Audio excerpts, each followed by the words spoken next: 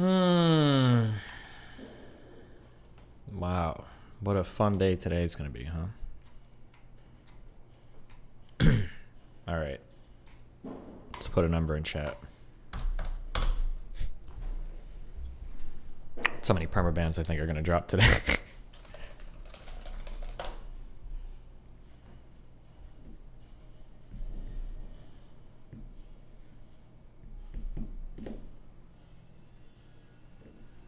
Eating food.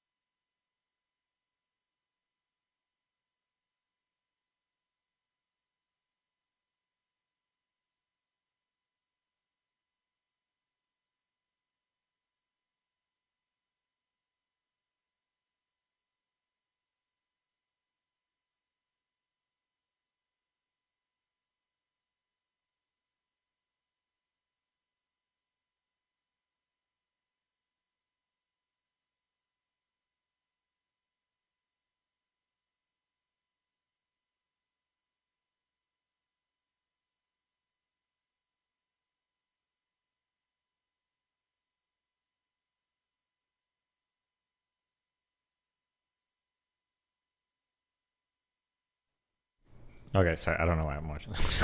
I was reading something else.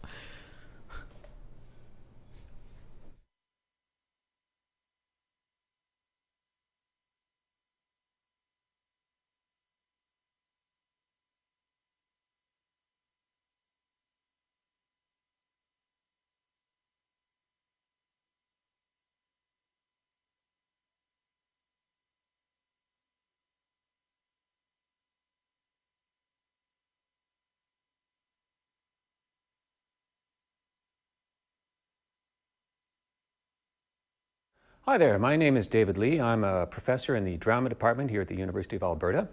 My area of expertise is voice and speech, and one of the things that I cover, both with my students here at the university and with professionals out in the community, is dialects. Now, to show you how I do that, I thought that I would give you a 2-minute lesson on how to do a standard English dialect. And it's a dialect that is an upper middle, upper class dialect. So the first thing we need to do to find that dialect is to sit up and forward in our chairs.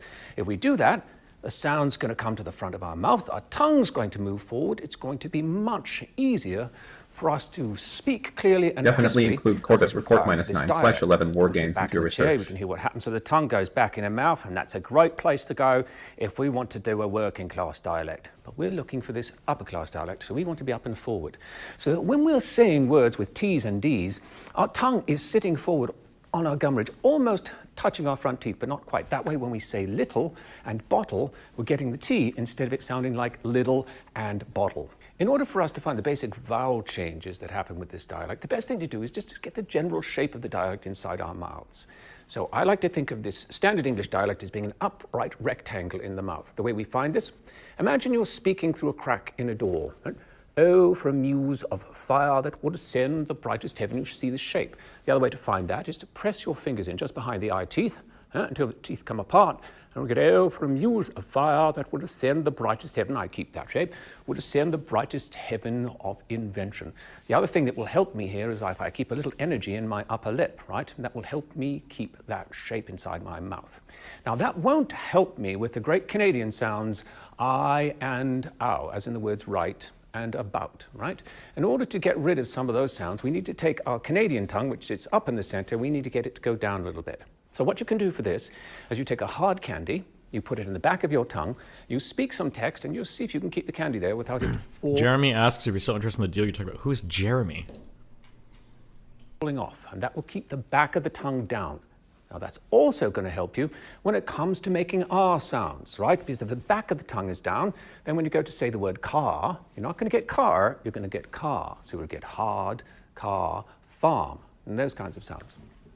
The next thing I want to talk about is the intonation pattern, which gently rises and falls throughout the phrases. You can hear it. It's very musical, much more musical than the way we speak. It comes down softly at the end of the line. So very much the same as an American. American comes up and comes down at the end as well. The difference being an American has a hard landing. They come down hard at the end. The British has a soft landing. I'm very happy to be here today. I'm very happy to be here today. The last thing to think about with this dialect is that quadrisyllabic words tend to become trisyllabic. So lavatory becomes lavatory, secretary becomes secretary. So those are the basic rules. Obviously, there's some pronunciations which you might have to look up, but if you follow those basic rules, you work on it, you'll have yourself a nice standard English And back dialect. with enough income to sub to you.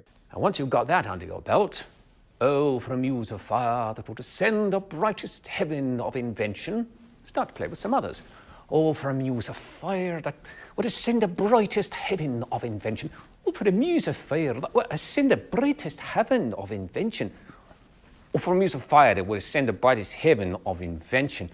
Oh, for a muse of fire that would ascend the brightest heaven of invention. Have some fun.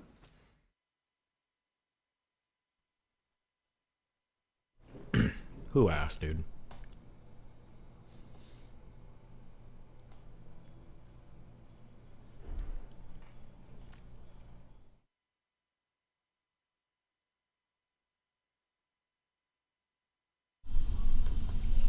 So what do you want to do now?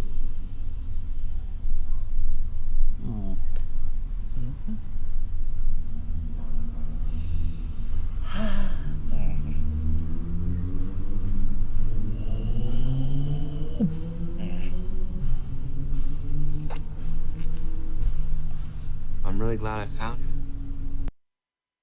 Now onto the South Bay. A man says cars have rammed into his home 23 times and he can't get anyone to do anything about it. Wins. His home sits off Jackson Avenue in East San Jose. He's lived there for decades and keeps adding more barriers just to protect his home and his family.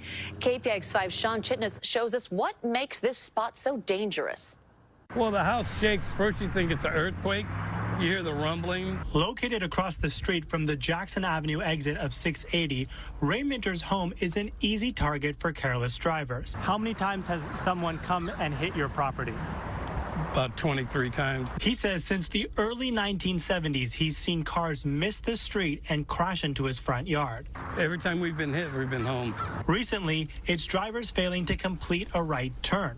The cost adds up with him having to repair the damage and find new ways to keep cars from his house. 4 times where they've gone as far as the kitchen. Can they show the intersection so we can see what the fuck this looks like? Has covered most of the mess created by driver after driver. Minter installed steel poles on his property line, even if the city advises against it. He also has a brick wall with cement poles and heavy rocks to try to keep future cars from coming to the house. If I don't have them here, they're going to surely kill one of us. His house may be the closest to the Jackson exit off of 680, but there are other houses along this street that also have to worry about someone crashing into their property. That house, this one. Wait, can you... I want to see... They already showed? Wait, where? I want to see what the whole intersection looks like. Why are people crashing into the house? Over the years, Minter has tried talking to city and state agencies, asking his elected officials for help, and looked into getting a lawyer. He thinks preventing cars from attempting a wide turn coming off the freeway would be one way to reduce the crashes and avoid someone getting hurt. Take out the center lane. No right-hand turns from the center. The city of San Jose says it has requested grant money for a project to make changes to the intersection and add a median for this corridor of Jackson Avenue. If approved, the money to start the project would arrive next summer. I mean, where else going to go? I mean, my What a dog shit, frustrating story. Okay. 680 Jackson exit.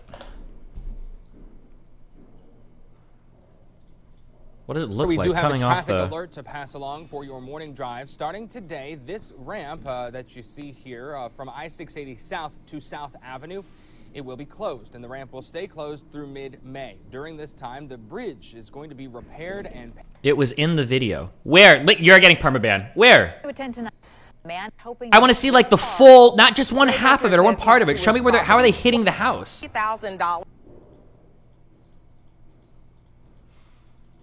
Hold on.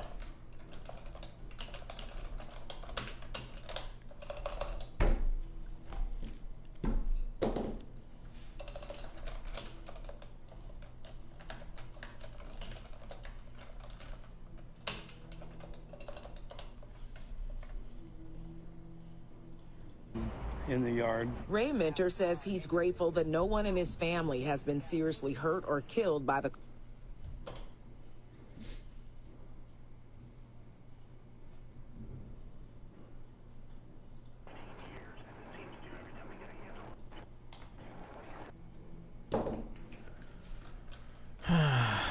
No, Mooten. I don't feel the call.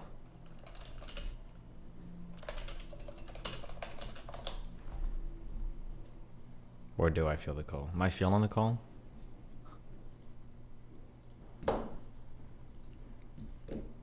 I'm not gonna be able to find this.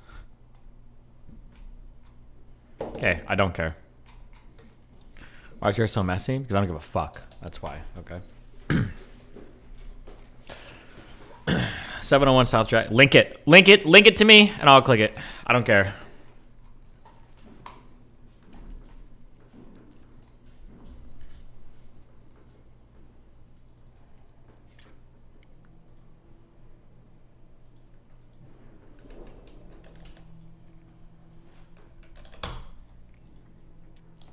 Opportunities limitless, possibilities senseless. What will you do?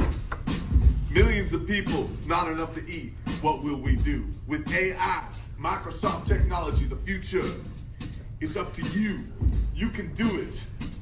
With AI, the future will blow your mind. Opportunity. No shot. There's got to be something more. There's got to be something more to this story. My desk, my room. Holy fuck, man. Dude. Try hard 7. Dude.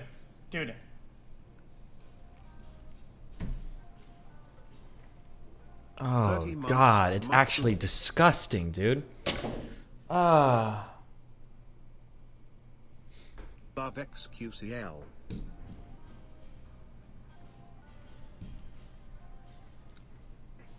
Holy fuck, man. Bro.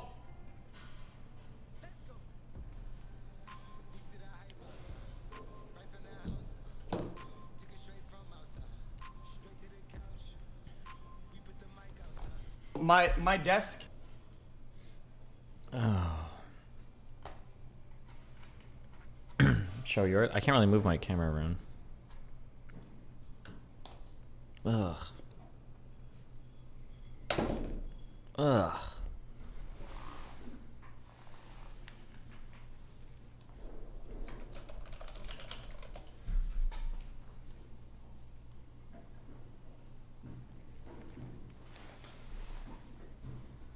He just moved? Do you get those bald spots from the headset? They're not fucking bald spots. It's just hair being moved out of the way. It's like people think you get head dents from your headphones.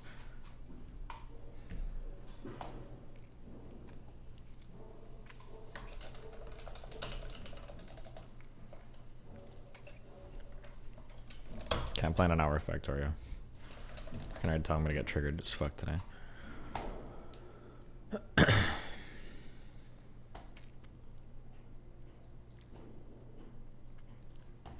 13 months and I have no regrets. Thank you for being a god gamer.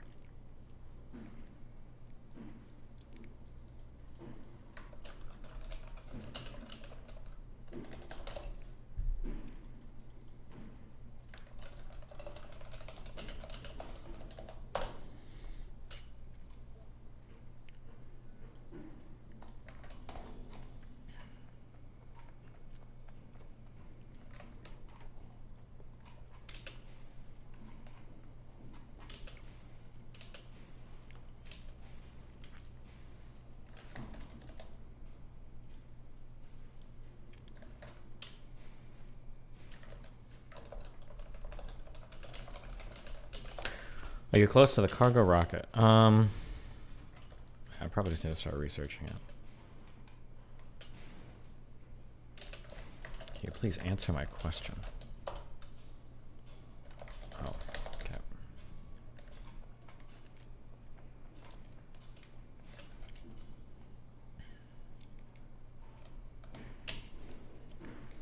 At some point, do you, for space exploration, when you're on the planet, do you just stop looking for new resource patches and just do a fuck ton of pulverizers, or?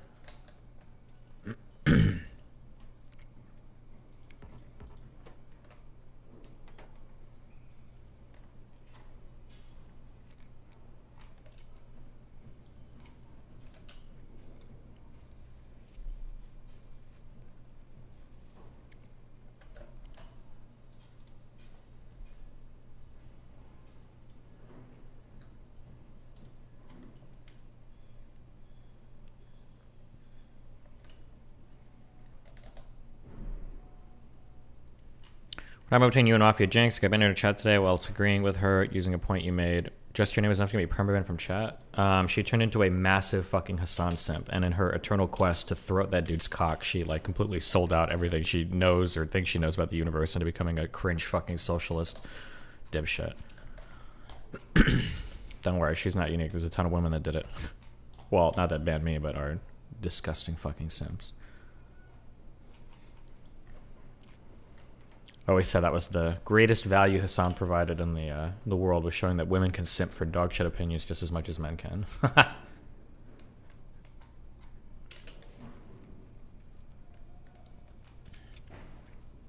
True equality.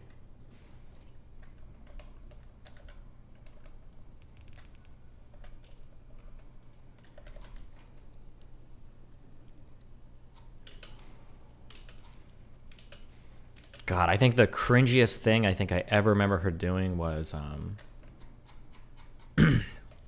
when she, I don't remember what happened. I don't know if her and Lauren got in a fight or if she was just taking shots at me and then Lauren got caught in the crossfire. But it was when she did that whole like 2-minute video on how like, oh yeah, like you can tell Lauren is going to be ugly in like 3 years or something.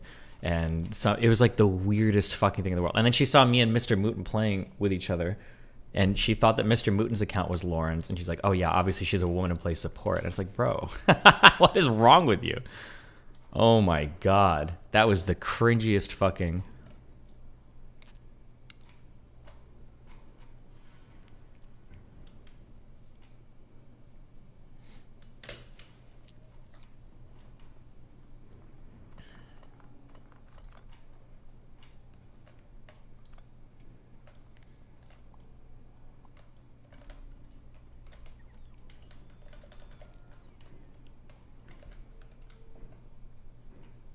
Yeah, dude, the left doesn't fuck around when it comes to sexism, okay? They go hard.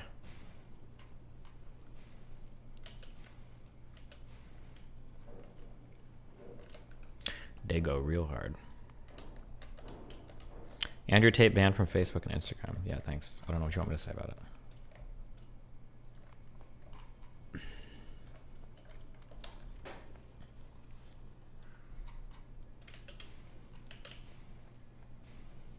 What do you think of nationalism? Good idea? I don't know, dude. Nationalism is like one of those dumb fucking words. It just depends on how you define it. If you, everybody should probably have a little bit of patriotism. It's probably a healthy thing for a country to function, but...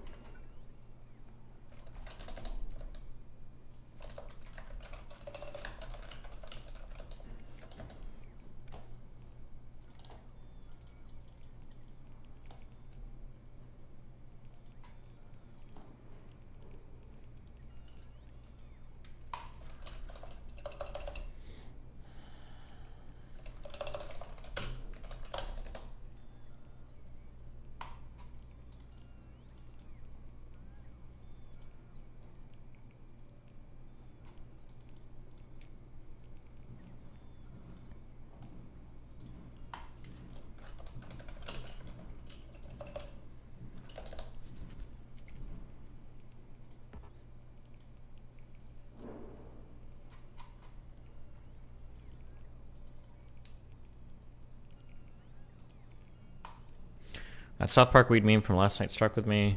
Getting high makes you okay with being bored, and when you're bored, you get a sense of needing to do something with that boredom. Anything to expand on that, or not much? No, I think I've always said that, right? The problem with people is that they get hardcore addicted to weed, and it becomes like their entire fucking life. It's probably not good, but I don't think that's a controversial opinion around here anymore. Even the Sneaks agrees with that one.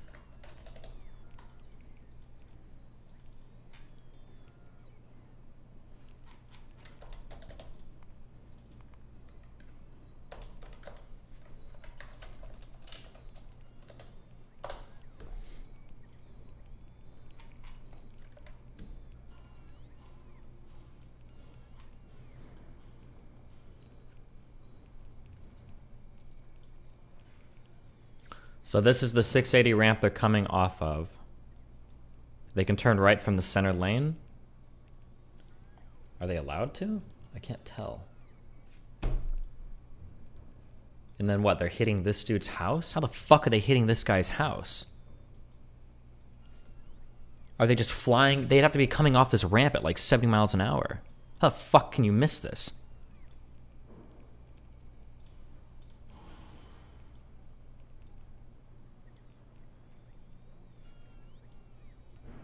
Is that the dude's house? I don't see any barricades or anything. Oh wait, who's standing there? Maybe we can see him. Oh nope, he's gone. Fuck. Or is this the dude's house?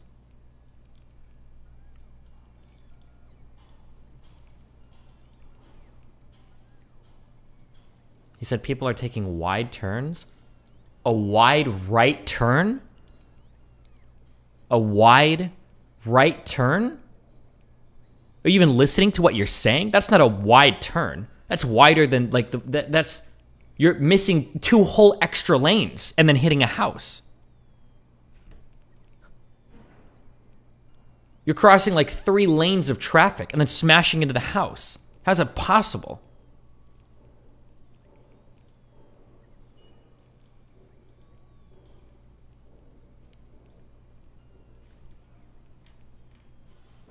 It should just be death penalty for drivers that do. If you're driving this badly, you just lose your license forever.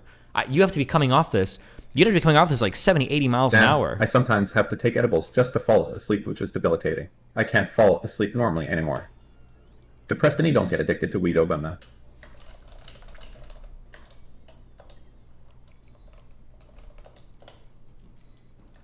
Actually, wait, never mind.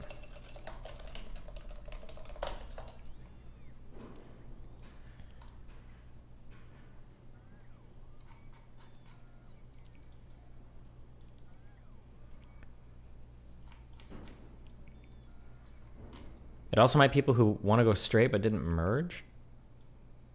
That doesn't make sense. Unless they're people in the right lane. People trying to beat the light? You beat the light going, it's a right turn. You don't need to beat the light.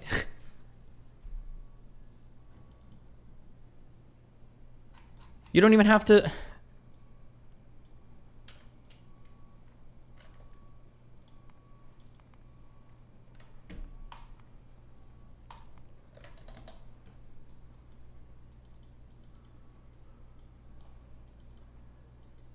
Steven, some of us like to take huge wide turns, but go off, sis.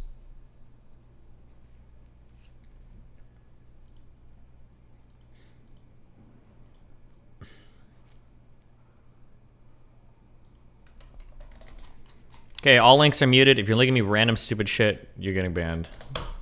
Get fucked. Here's the thing, Bruce. I'm great at controlling my anger. I do it all the time. When I'm catcalled in the street, when incompetent men explain my own area of expertise to me, I do it pretty much every day, because if I don't, I will get called emotional or difficult, or might just literally get murdered. So I'm an expert at control. That feel when you go from mansplaining to murdering in 2 sentences. Controlling my anger, because I do it infinitely more than you. Here's the thing, Bruce.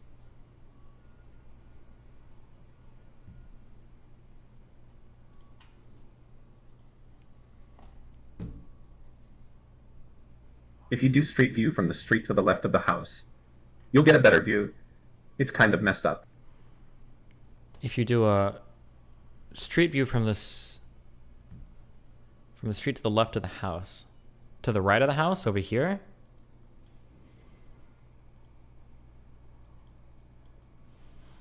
How is it supposed to make it any better?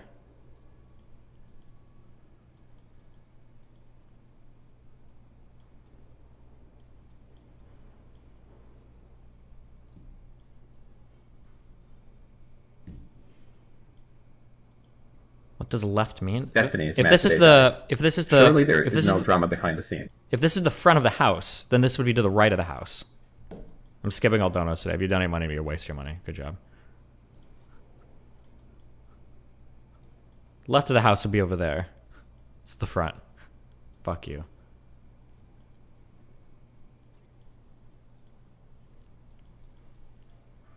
I don't know how this is supposed to make it any more reasonable that somebody would smash into this house from the ramp.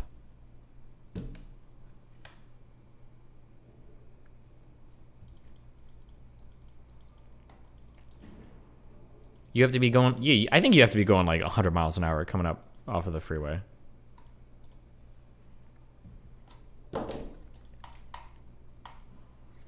The house owner does an 80 mile per hour drift into his garage. Yeah, maybe.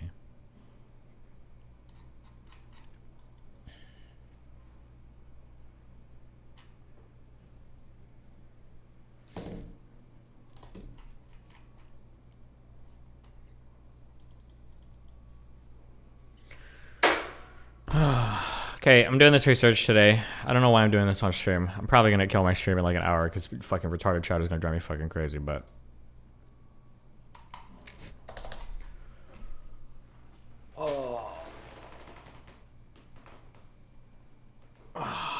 If you type retarded shit, you're gonna get banned. If you link me anything, you're gonna get banned.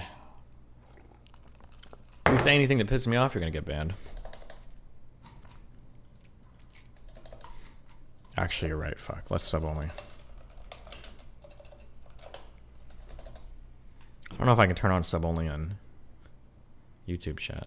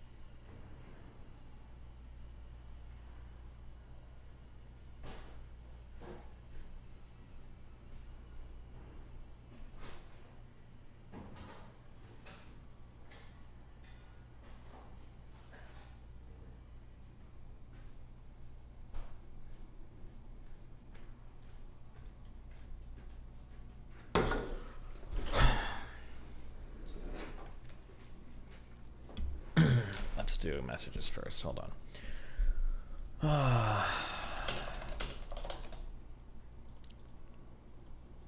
Boom, boom, boom.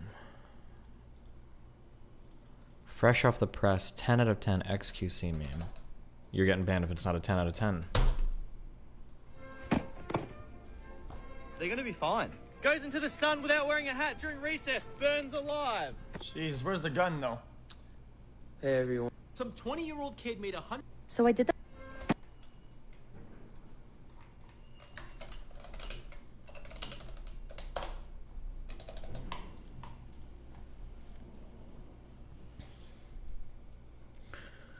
Okay. Boom, boom, boom. What's this? What's in this? I have a version of the podcast I wrote about exporting.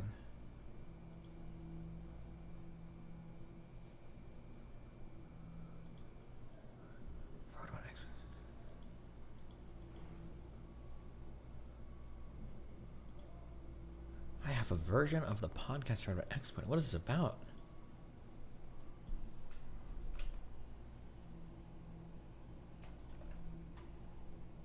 Oh, I don't know. Okay. Boom. Oh, let's see.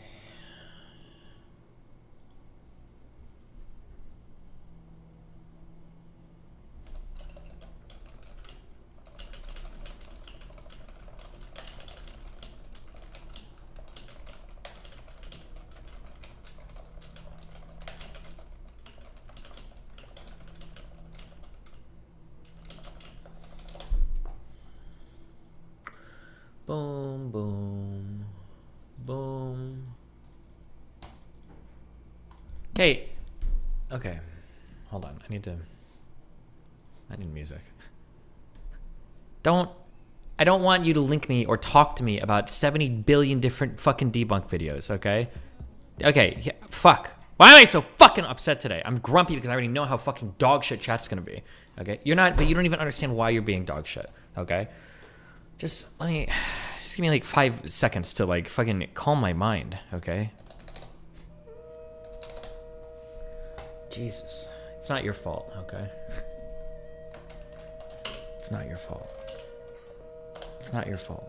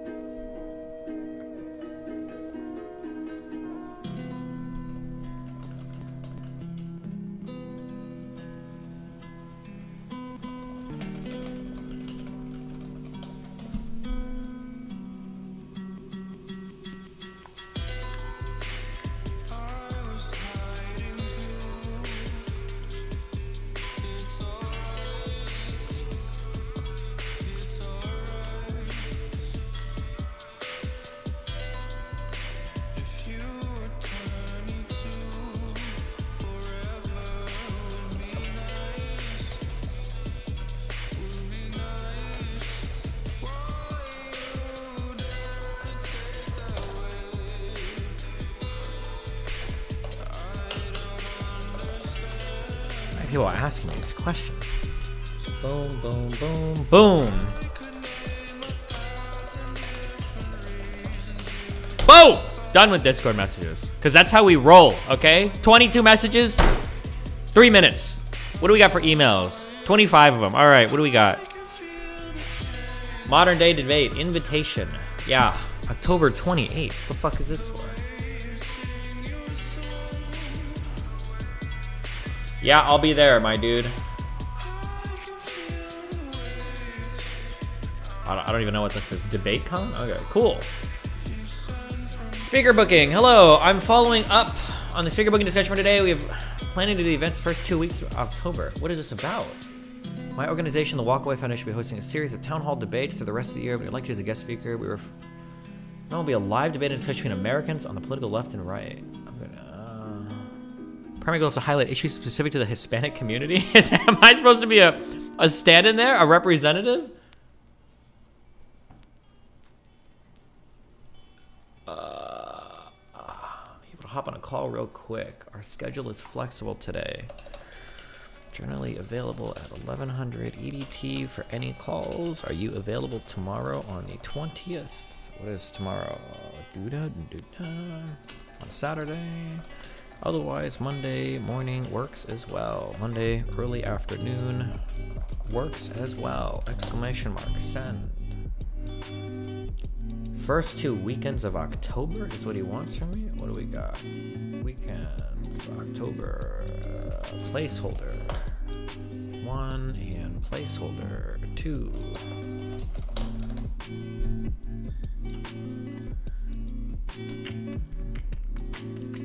Any interest? Rock on, I shared a calendar invite. What is this? Finally got an idea if you're reviewing, interested. If you're interested, we'd like to invite you to participate in a main stage debate on the morning of Saturday, October 14th. Did I just reserve that? No, that's the 3rd weekend in October, right? 1, 2, 3, 3rd week. What is this for? This is for LibertyCon.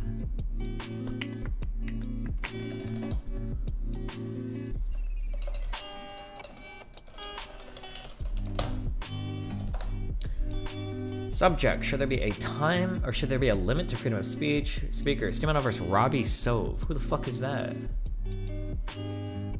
Robbie Soav.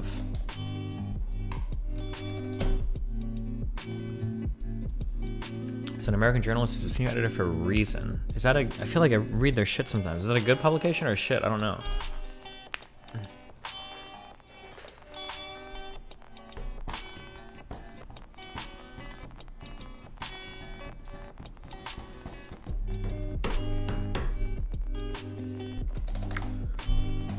He's very much a free speech absolutist and is the center of a lot of controversies in the libertarian movement. He's a senior editor. I mean, I'm probably a pretty big...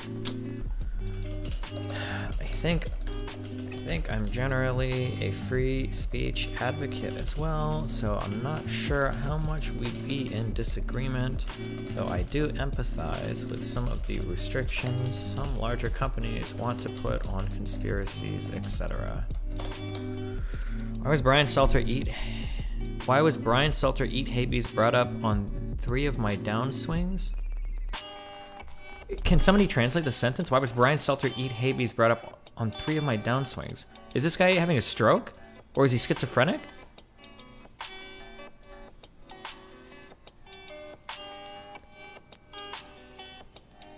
Why does Brian Stelter eat babies brought up on 3 of my downswings? What is a downswing?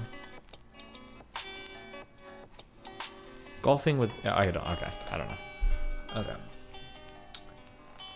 21. You're blowing up on TikTok. I'm seeing TikTok over TikTok, hundreds of thousands likes each. Clips of you, Sneeko. All the comments are trying to find your TikTok. You need to create an account fast and market it. Andrew Tate became an overnight sensation because of TikTok magic. It tripled your audience. You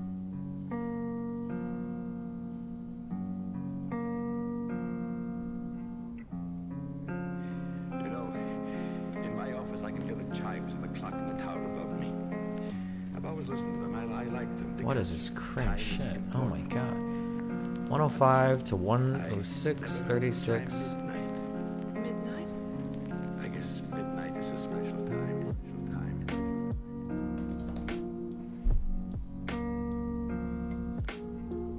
Okay. Dear Destiny, I don't know much about Catholicism. You're a former Catholic. Do you think Nick is contradicting church teachings when he holds to race realist views? If so, do you think you can use religion to beat the racism out of him? Good one. Plan for CDMA service loss in December. Don't care. What is this? Don't care. Conversation about effective altruism. 20 paragraphs.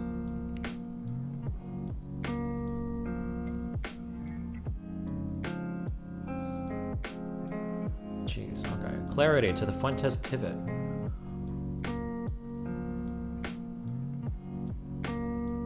Okay, don't care. Destiny. What is this? Don't care. Bootnet. What the fuck is this? Why you guys say... Guys, I'm gonna be honest with you. If you send me more than like 4 paragraphs, I'm probably instantly deleting it, okay? I don't have time to read your essays to the world, okay? Will you please debate/discuss this blog post called Bootnecking Modern Civilization? And he sends me a whole fucking essay. Why? I'm good.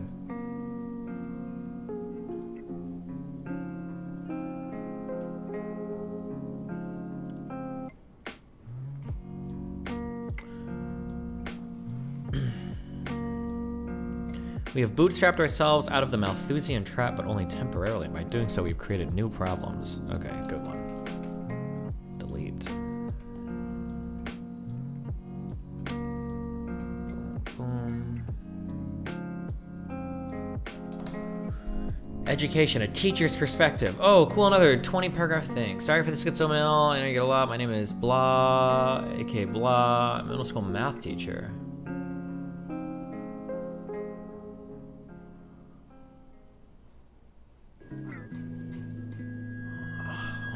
Hold on, I have 12 emails left. Just chill yourselves.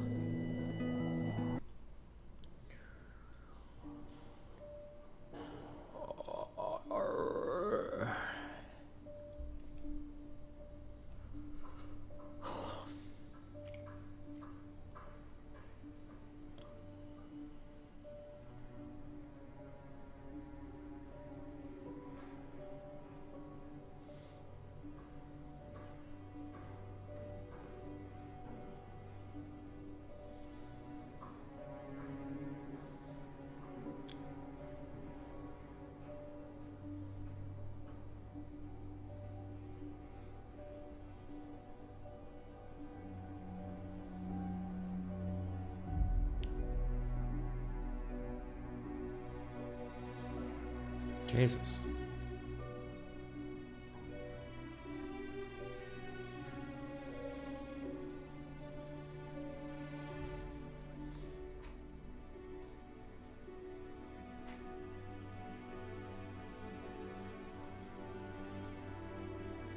Okay, boom.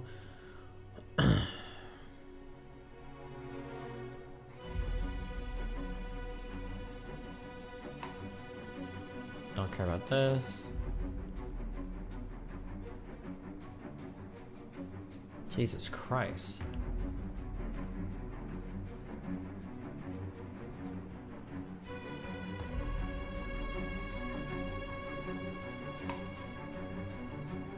Amazon influencer program. I'm good, dog.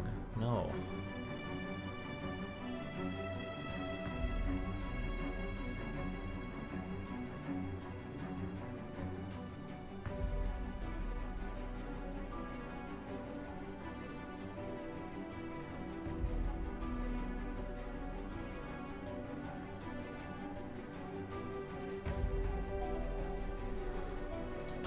Okay, all right, we're done. All right.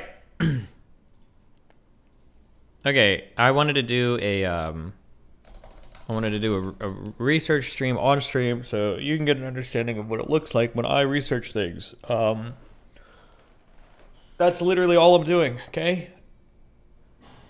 Is Destiny looking for content or is he actually just chilling? I'm not looking for content. This is going to be a boring fuck stream. If you came here looking for anything exciting, you are a fucking retard, okay? Leave, play a video game, masturbate, do some shit. This is going to be hyper, ultra fucking boring, okay? If you type some rando conspiracy shit in chat, you're permabanned. This guy, Lobo, no one mentioned Tower 7. You're gone. You can go talk about Tower 7 all you want, at whatever room you want, okay? If I'm in the middle of reading something and you think that you're so smart, you want to link me 30 million fucking things, you're permabanned. This is not a stream for me to click 70 million fucking random fuck links in chat from the 9/11 debunker video that you saw 3 years ago. I don't care, okay? Not doing that. If you want to type some shit because I ask a question or I say something like, oh, Destiny, that's bad faith, you're permabanned. I'm asking questions. I'm doing research. Fucking kill yourself in a video game. Or not, okay? Jesus. All right. That's what we're doing in here, okay? If I could turn on sub-only mode on YouTube, I would. You're lucky I don't know how to. If my mods do, they will, all right?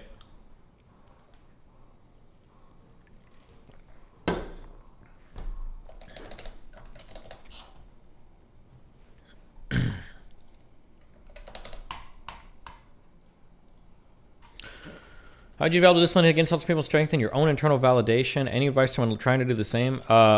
Yeah, because I banned them all, Prince Vegan. I think you asked the same question yesterday. Ask me later and I can give a better, more in-depth answer to that. But you know what? I don't feel like it right now because I can't.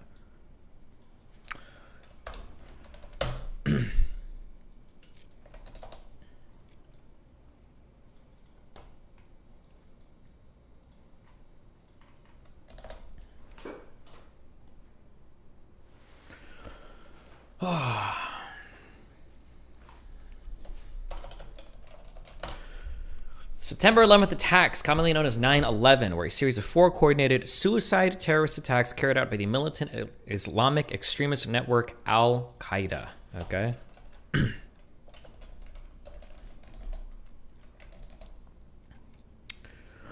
Al-Qaeda means the base or the foundation. Alternative spelled Al-Qaeda, officially known as Kedat al-Jihad. Didn't know that. Base of Jihad is a multinationalist, militant Sunni Islamic extremist network composed of Salafist jihadists. What does this mean? A Salafi jihadist? Pronounce this for me.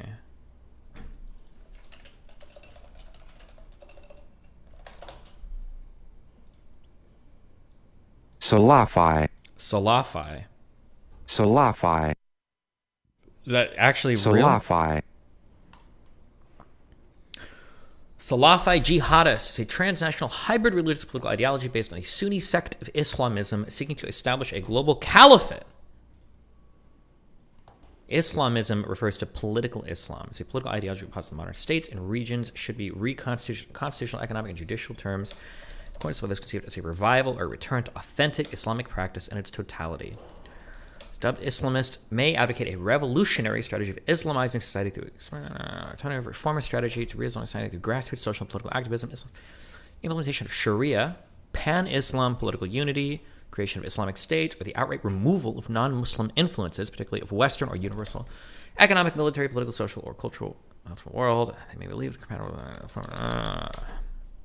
Form of identity politics involving support for Muslim identity, authenticity, broader regionalism, revival. Okay. The term itself is not popular among many Islamists who believe it inherently implies violent tactics, human rights violations, political extremism when used by Western mass media. Some authors prefer the term Islamic activism.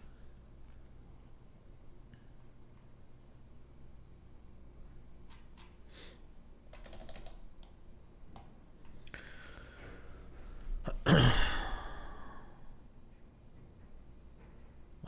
don't know why I just read that in chat. A global caliphate. The caliphate or caliphate? I think it's caliphate, isn't it? Is it caliphate? It's a country, a single Islamic world government, which was supported in particular by Abu Bakr al-Baghdadi, a leader of the, this is the ISIS dude, a leader of the Islamic fundamentalist militant group Islamic State. I think we killed this guy, finally, didn't we? In October 2019, yes.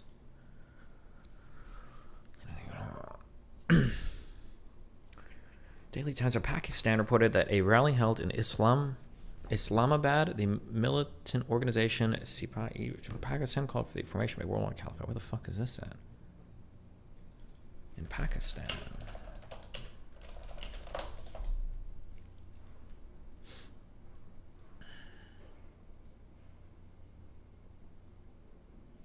I totally did not.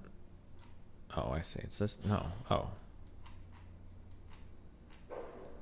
Is this like, is the city like, oh, whatever, I see, okay. Oh, this whole thing is the city. What a weirdly districted city, I guess? Oh, okay. Islam is bad. Capital city of Pakistan, okay. June 29th, 2014, Baghdadi claimed the successful creation of a world caliphate. A constitution guides governance and activities, principal bodies located in principal bodies located in Pakistan. Islamist political organization believes that all Muslims should unite. Okay, don't care. Okay, boom, boom. Hyper-religious political ideology. The Sunni sect of Islamism seeking to establish a global caliphate characterized by the advocacy for physical military jihadists. Salafist concepts of returning to what adherents believe to be the true Islam. Jihad is a neologism used in reference to the militant Islamic movements that are perceived as extensions. Yeah, we know this. Appearing early. After the turn, this has been applied to various insurgent Muslim extremists. The Salafi movement, or Salafism, is a reform branch movement within the Sunni Islam that originated in the 19th century, 1800s.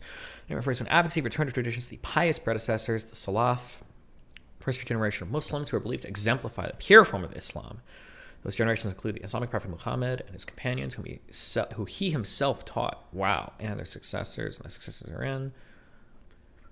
That Muslims ought to rely on the Quran, the Sunnah, and the Ijma, consensus of the Salaf, giving these writings precedence over later religious interpretations.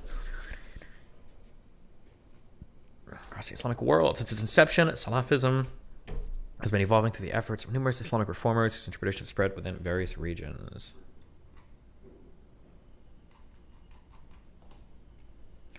Am I going to watch that documentary on stream or off stream? Probably on stream. Okay. Hold on. You're wasting your time. There's no way this is getting brought up in the debate, okay? If you are researching something for a topic, if you were to make a 10-minute video and in that 10 minutes you said everything you knew about the topic, then off yourself, you fucking retard, okay? If you're going to talk about a particular topic and dive into it in depth, you should have some understanding of the background of the terms that you're using. It's not enough to just know a fucking word and have no fucking idea where it comes from or what the origin is, okay? As you do research for topics like this, the more information you know about random shit, the more it all kind of comes together. If you only read like the definition of a fucking thing and you only know the one thing and it has to go, you have to ever dive deeper into it at all, you have to ever connect anything, you're going to be fucked, okay? Don't ever do that. It's so fucking annoying. If somebody does some shit, we're talking about the September 11th attacks, they were carried out by Al-Qaeda. Well, what do you know about Al-Qaeda?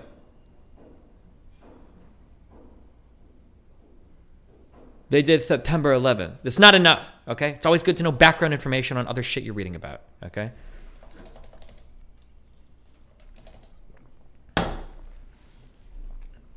You don't have to know everything. It's just good to read shit, random shit.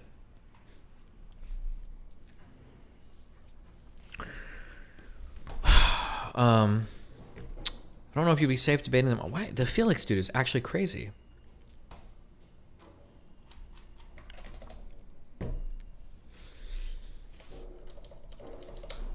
Okay, Salafi movement, Salafi jihadism. It's a transnational hybrid. Okay, boom, boom, boom. Interchangeable terms. Wow, Quantum Pineapple. Thanks for gifting 5 tier 1 subs to bring more people into the chat to troll the fuck out of me. Slavic jihadism and Genoslavi were coined by the French political scientist Gilles Kepel in 2002 to describe a hybrid Islamist ideology developed by international Islamist volunteers in the Soviet-Afghan War who had become isolated from their national and social class origins. Concept is described by the American-Israeli scholar Martin Kramer as an academic term that will inevitably simplify to jihadism or the jihadist movement in popular usage.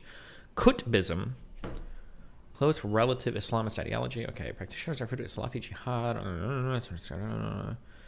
This movement eschews any political involvement and organizational allegiance is potentially divisive for the whole Muslim community and a distraction from the study of the Islamic religion.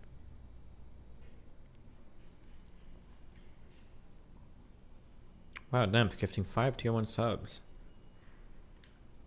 The 1990s, extremist jihadists of the Al-Jamaz al-Islamiyah were active in the terrorist attacks on police, government officials, and tourists in Egypt.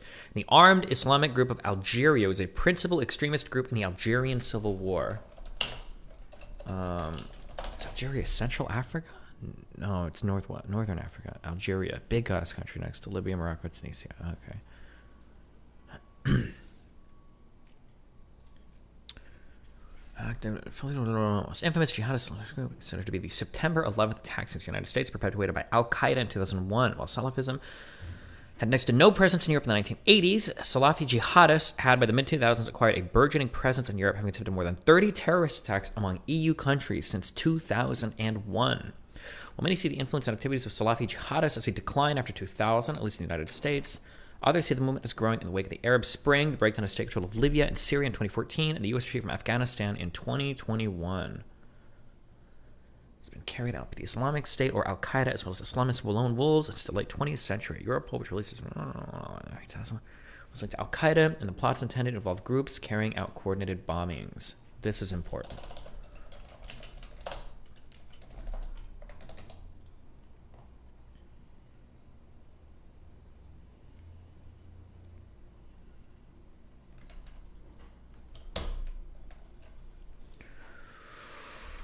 Oh!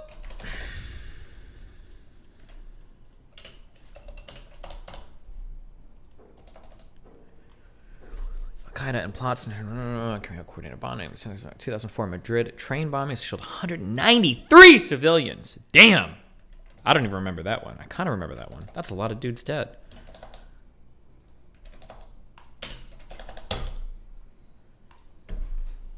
In the July 7th, 2005 London bombings killed 52. Rise of Islamic terrorist incidents in Europe after...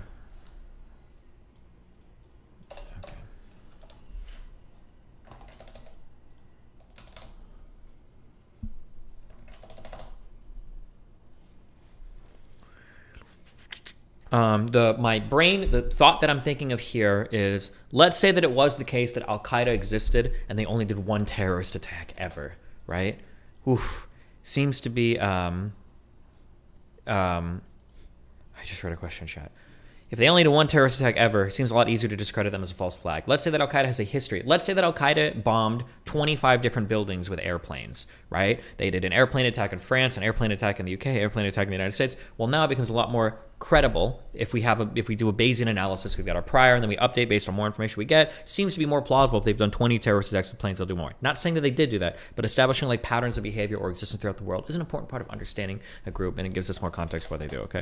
Just curious, Justin, why use Wikipedia for your first source when it's not known to be an academic source? Because Wikipedia is probably going to have some base level agreement of information. When I start digging into the documentary that I'm going to watch later, my guess is going to be that there's going to be a lot of stuff in there that contradicts what's said on Wikipedia. So from there, we start Googling for news articles or primary or secondary sources or statements from people involved in stuff to see if we can figure out how to reconcile the differences. Wikipedia is a great starting point for any research. Why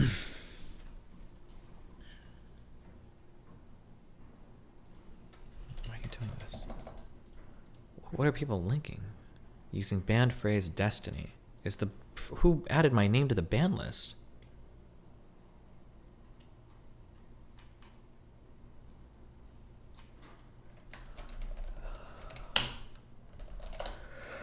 Okay, we don't have to go that hardcore. 2014. The years 2014 to 2016 saw more people killed by Islamic terrorist attacks in Europe than all previous years combined. The highest rate of attack plots per year. Most of this territory was inspired by ISIL. And many European states have had some involvement in the military intervention against it. A number of plot. What does this mean? Is this like the war against Islamic State? Or.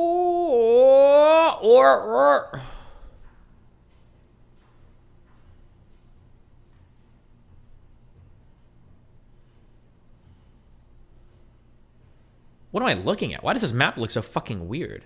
Is this Iraq and Syria? It must be, right? This is Syria, this is Iraq. This is Kuwait.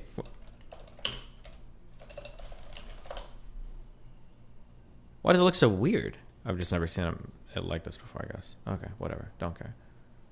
Boom, boom, boom. Okay. That's the Strait of Hormuz.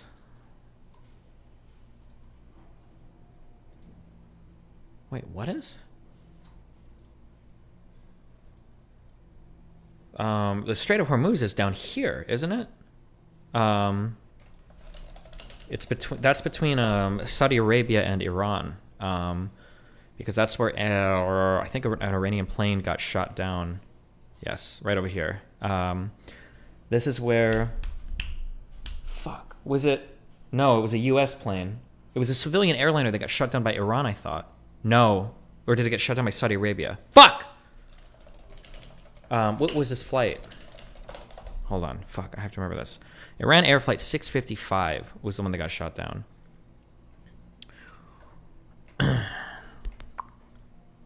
Stop!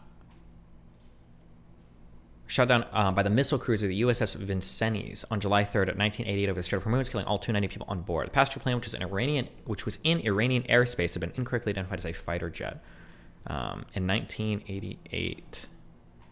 This is a pretty big deal at the time. But it got shot down over here in this strait, which is east of here. If this is Iraq, I think Iran is over here. Kuwait is over here. The strait is over there. Okay. A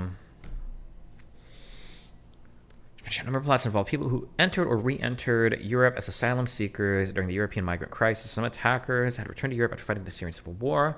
The Jewish Museum of Belgium shooting in May 2014 was the first attack in Europe by a returnee from the Syrian war. LOL, didn't this also happen within the last few years too? Kind of. There was a civilian airliner taking off from Tehran in Iran, and it was shot down by, I think, Iran's own air defense systems. When they were trying to, I think they were threatening to shoot missiles into Iraq to get revenge for us killing Soleimani, and they accidentally shot down a civilian airliner leaving out of Tehran, which was pretty oof, I think. Tehran, civilian airliner shot down. Iranian report details chain of mistaken shooting down Ukrainian passenger plane. Human error, a misaligned missile guidance system decision fire without authorization attributed around January. Shortly after takeoff from the Iranian capital, Tehran, killing all 176 people on board. For several days, no one took responsibility. Eventually, Iran admitted it had targeted the plane after mistakenly believed it to be a U.S. missile.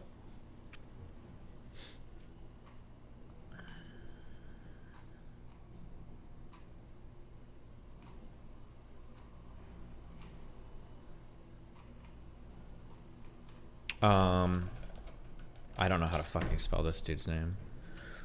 Soleimani. Oh my god, I actually got way closer than I thought. Wait. Let's see. We assassinated him in Iraq, I think in Baghdad, in January of 2020, and this plane was shot down shortly after, I believe.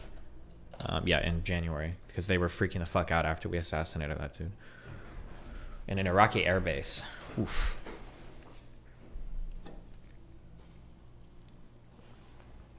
Okay. No one cares. He killed a lot of ISIS. He killed a lot of Americans, too. That motherfucker killed a lot of people. Iran has their hands in a lot of stuff across the entirety of the Middle East. I'm pretty sure they're involved with Hamas. They're involved with Hezbollah in, I think, Lebanon and Jordan.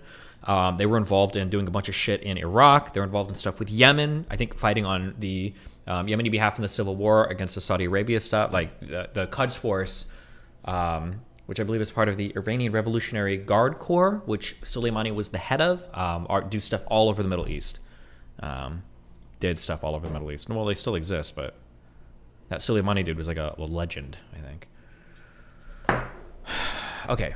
So deadliest attacks of this period have been November 2015, Paris attacks, 130 killed, July 16th, Nice truck attacks, 86 killed, 5 killed, 32 killed. Okay, we don't need this. Boom, boom, boom. Islamic terrorist attacks in Europe. Okay. Next to no presence in the 1980s.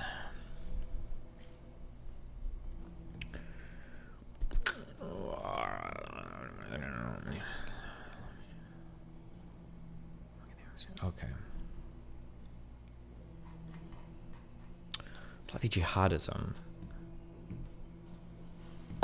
So, do these people, does this include, okay, Al-Qaeda and ISIS? Former Salafi jihad principally includes Egyptian militant Islamist scholar and theoretician Sayyid Qutb, who developed the intellectual underpinnings in the 1950s, who would later become the doctor of most jihadist organizations around the world, including Al-Qaeda and ISIS. The Egyptian second in command of Qatar. Okay. It's been described as Al-Qaeda's philosopher, Ayman al-Zawahiri. This isn't the dude that we just killed, right? No, we killed the second emir of Al-Qaeda. Al-Zawahiri. Who the fuck did we kill? What was the name of the guy?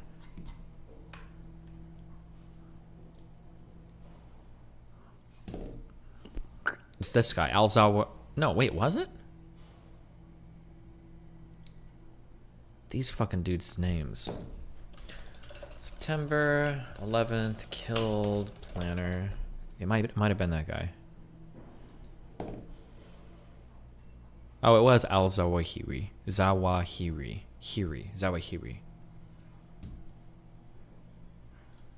Oh, okay, gotcha. The Egyptian who was second in command and co-founder of Al-Qaeda, was a prominent theoretician of the fundamentalist movements.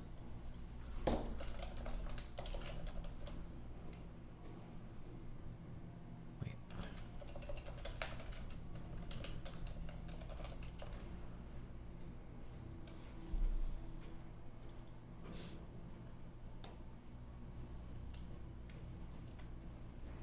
Rip Bozo.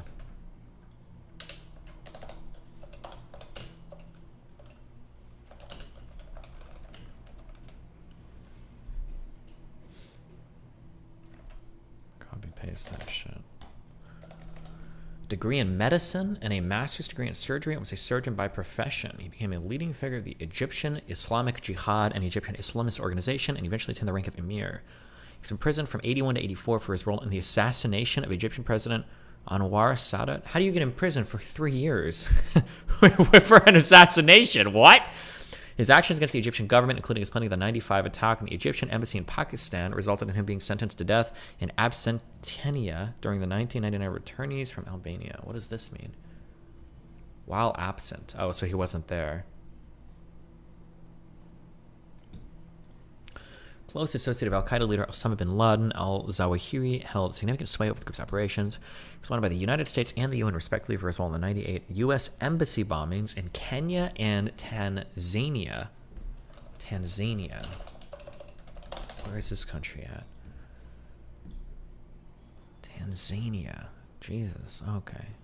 And Kenya. Kenya and Tanzania, south of Somalia.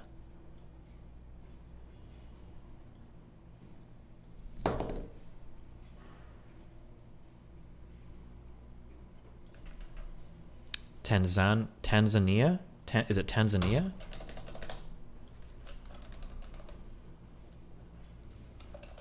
Fuck, how do you pronounce this shit?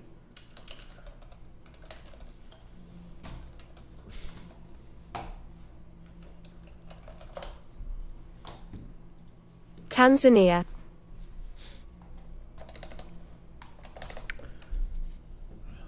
Merged the Egyptian Islamic Jihad with Al-Qaeda in 2001 and formally became bin Laden's deputy in 2004.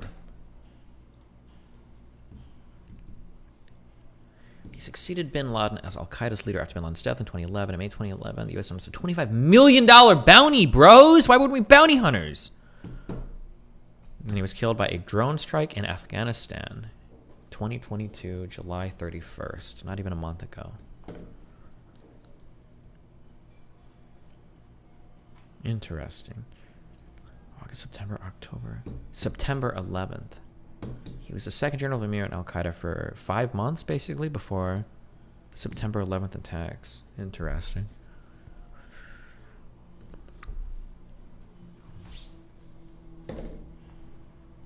You were too busy playing League. Absolutely true. What was this assassination plot in Egypt? I'm so curious.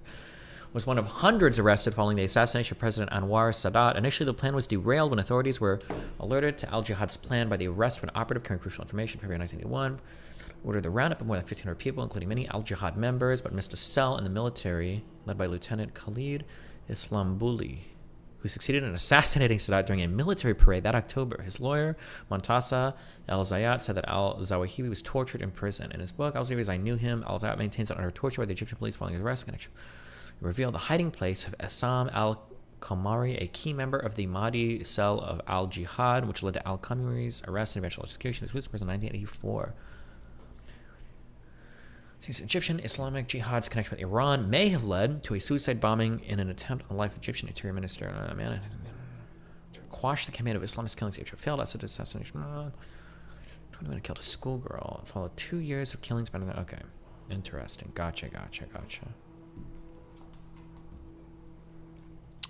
Okay. His writing was weird.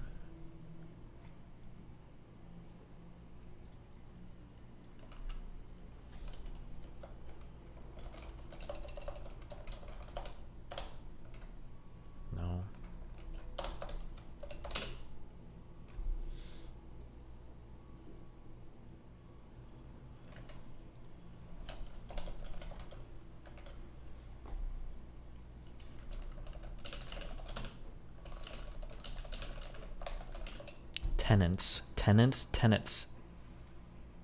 Tenets of said ideology? Does that even make sense? Or they follow the tenets of that ideology?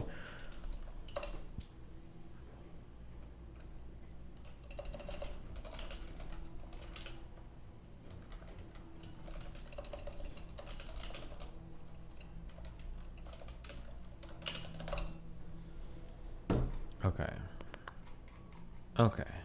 Al-Qaeda. Basic foundation. It's a multinational militant Sunni Islamic extremist. We probably should have Al-Qaeda here. That's pretty important.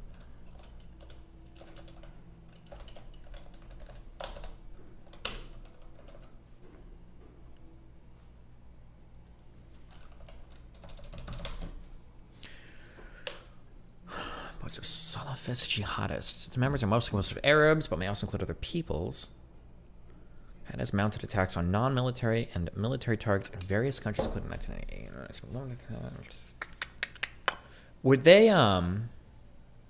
Was the embassy bombing in the World Trade Center? No, I don't think so. The World Trade Center wouldn't have an embassy in it. I know the World Trade Center was attacked before. In the 2002 Bali bombings.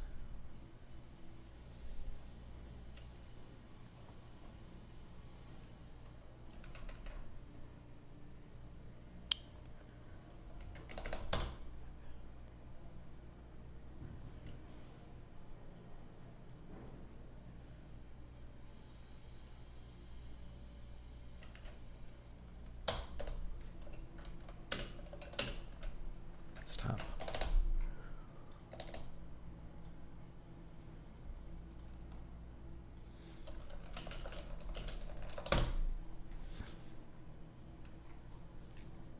The network was founded in 1988 by Osama bin Laden, Abdullah Azzam, and other Arab volunteers during the Soviet-Afghan Civil War, the Soviet-Afghan War. After fighting the Holy War, the group aimed to expand such a... Why did the Soviet Union even want Afghanistan? Was it just a borders thing, or because they wanted everything? The Soviet-Afghan War was a conflict where insurgent groups, known collectively as the Mujahideen, as well as smaller Marxist-Leninist Maoist groups, fought a 9-year guerrilla war against the military occupation of the Soviet Union and their satellite state, the Democratic Republic of Afghanistan, through the 1980s, mostly in the Afghan countryside. Mujahideen were variously backed primarily by the United States, Pakistan, Iran, Saudi Arabia, China, and the UK. The conflict was a Cold War-era proxy war. Between 560,000 to 2 million Afghans were killed. many people, how many Vietnamese died in the Vietnam War?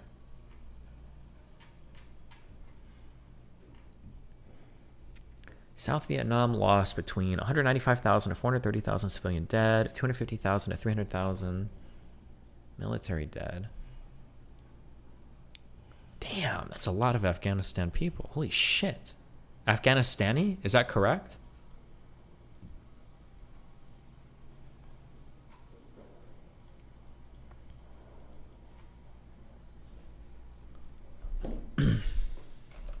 Afghani.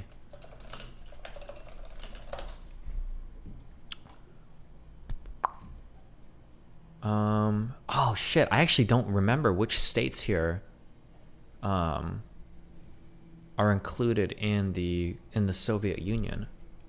Like, was Turkmenistan and Tajikistan and Kyrgyzstan in the Soviet Union? Soviet Union and Warsaw Pact map.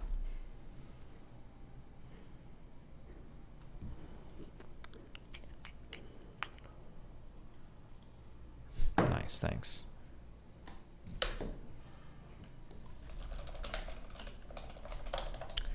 I think they all might have been part of it.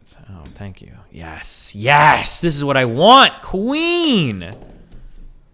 Turkey, Iraq, Syria, Iran. This would be Afghanistan and Pakistan. So everything north of Afghanistan was all part of. The Georgian shit is over here, I think. Okay. Turkmenistan, Tajikistan, Kyrgyzstan, Uzbekistan. Okay, and then Azerbaijan and Georgia. All of this was part of the Soviet Union. Okay, gotcha. Makes sense. Okay, so Afghanistan was next, I guess. All right, where are we going? Armenia too. Cool. Between 6.5 and 11.5% of Afghanistan's 1979 population of 35 million is estimated to have perished in the conflict. That's insane. It's a contributing factor to the dissolution of the Soviet Union and the end of the Cold War, because they lost this, because they got crushed. The Soviet Union dissolved in 91, and this war ended in 89. Foundations of the conflict laid by the Sour Revolution, a 78 coup wherein Afghanistan's Communist Party took power, initiating a series of radical modernization and land reforms for the country. These reforms were deeply unpopular among the more traditional rural population and established power structures. The repressive nature of the Democratic Republic, which vigorously suppressed opposition and executed thousands of political prisoners, led to the rise of the anti-government armed groups. By April of 79, large parts of the country were in open rebellion. The Communist Party itself experienced deep internal rivalries between the Khalgists and the Parkamites. I don't know anything about these groups of people. Probably ancient Afghani was a faction of the People's Democratic Party of Afghanistan. Same of one of the factions of the People's Democratic Party of Afghanistan. The People's Democratic Party of Afghanistan. Were these the... Oh, this was part of the Communist Party that had taken over. Assassinated under the order of second command, which is hard relations with the Soviet Union. With fears rising... When they switched sides in the United States, the Soviet government, under the leadership of Brezhnev, decided to deploy the 40th Army across the border in 79, arriving in the capital Kabul. Kabul, is that in the western part of the country? Hold on. Oh, deploy. No, eastern part of the country. Okay, Tajikistan, all of this would have been Soviet Union. Kabul is over here.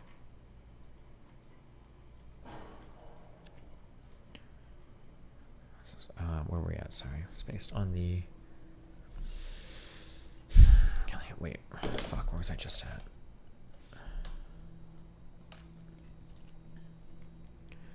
They staged a coup, killing General Secretary Armin and installing Soviet loyalist Babrak Karmal from the rival faction Parkan. The Soviet invasion was based on the Brezhnev Doctrine. What is the Brezhnev Doctrine? It was a Soviet foreign policy that proclaimed any threat to socialist rule in any state of the Soviet bloc in Central and Eastern Europe was a threat to them all. So this gave them a justification probably to invade every bordering country, right? And therefore justify the intervention of fellow socialist states. Yeah, okay. It was planned in order to justify the Soviet-led occupation of Czechoslovakia earlier in '68. With the overthrow of the reform government there, the references to socialism and control by the Communist Party as well as the Kremlin. Soviet leader Mikhail Gorbachev repudiated the doctrine in the late 1980s as the Kremlin accepted the peaceful overthrow of communist rule all of its satellite countries in Eastern Europe. Gotcha.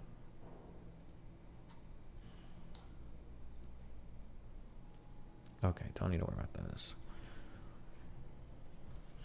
The immediate urgent unconditional withdrawal of Soviet troops from Afghanistan, the UN General Assembly, passed a blah.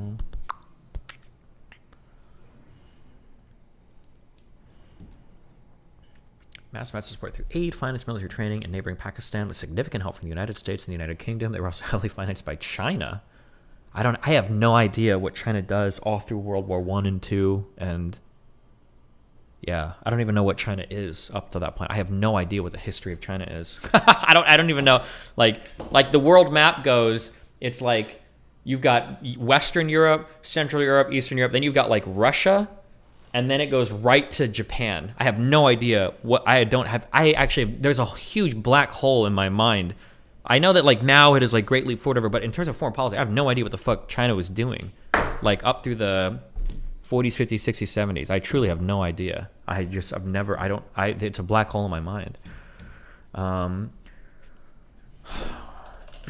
When was the Great Leap Forward? Was this in like the 50s, 60s? Campaign undertaken by, yeah, okay. So around like Soviet Union time, organized a vast population. I guess China was still like, they needed to industrialize and shit. So they probably, yeah, they weren't doing much.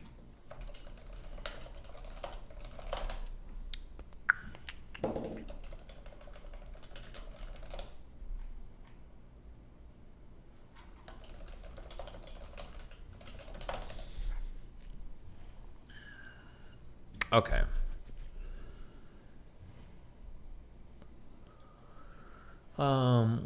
Heavily financed by China and the Arab monarchies and the Persian Gulf. When we say Persian Gulf, what countries are we referring to here?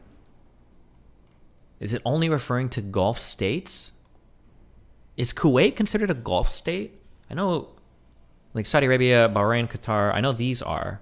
Is Kuwait considered a Gulf state? And would Iran be considered part of the Persian Gulf states? Gulf states. Gulf. At the tip of the Persian Gulf. Oh, okay. Sure. Maybe, who knows?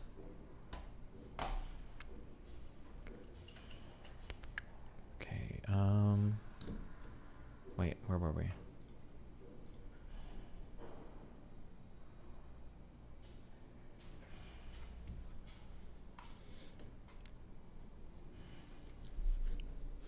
When people refer to the Gulf states, they're all Arabic states. Wait, what do you mean all Arabic states? Like, is Syria considered a Gulf state? Wait, did you just make that up?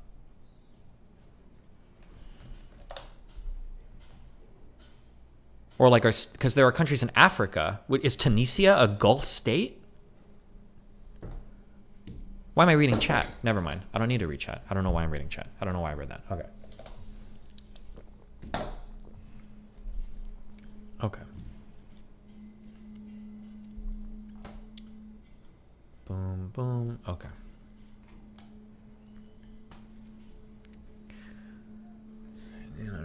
Okay, what are we doing? Afghan insurgents can receive massive funding, also financed by China and the Arab monarchies in the Persian Gulf. Oh, there's a thing right here. Cool. Arab states of the Persian Gulf. Iraq is included. Iran is not included. Iran. There are 7 members of the okay. Bahrain, Kuwait, Iraq, Oman. Oh, Yemen is not included either. Okay. Qatar, Saudi Arabia, and the United Arab Emirates, the UAE.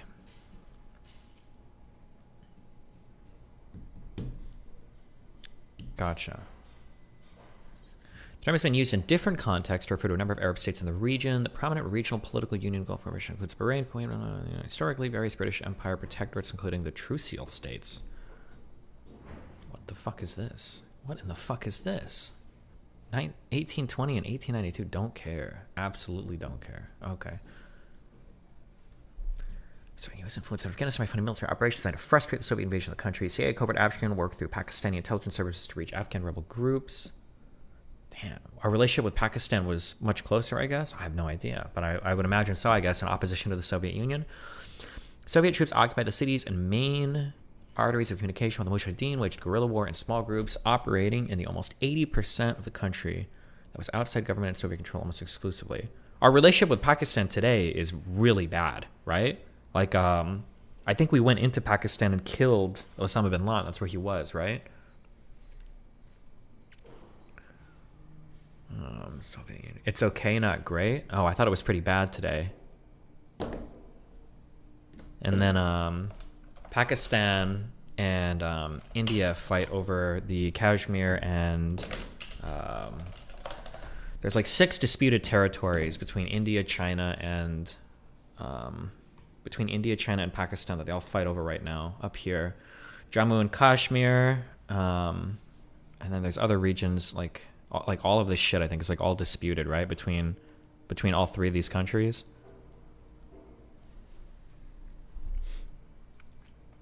And I think the fear is that, is it said that India and Pakistan both have nuclear weapons? I think so. There's always like a fear of like when tensions escalate across these borders that somebody's going to start nuking each other. It's like kind of a spooky meme. It's mostly Pakistan and India. China only has somewhat of an interest in that territory. Well, I thought that China has an interest in the disputed territories to the northeast, no? I don't know if it's Ladakh and one other region, but... Yeah,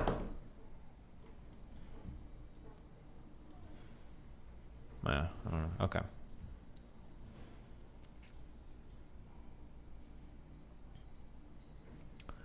These regions are also close to... So Xinjiang here is where the Uyghurs, I think, generally are.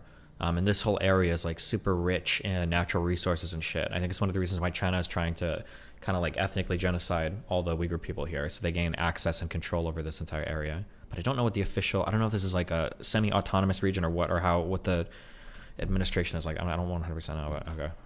Don't care. Boom, boom, boom. All right. What are we looking for?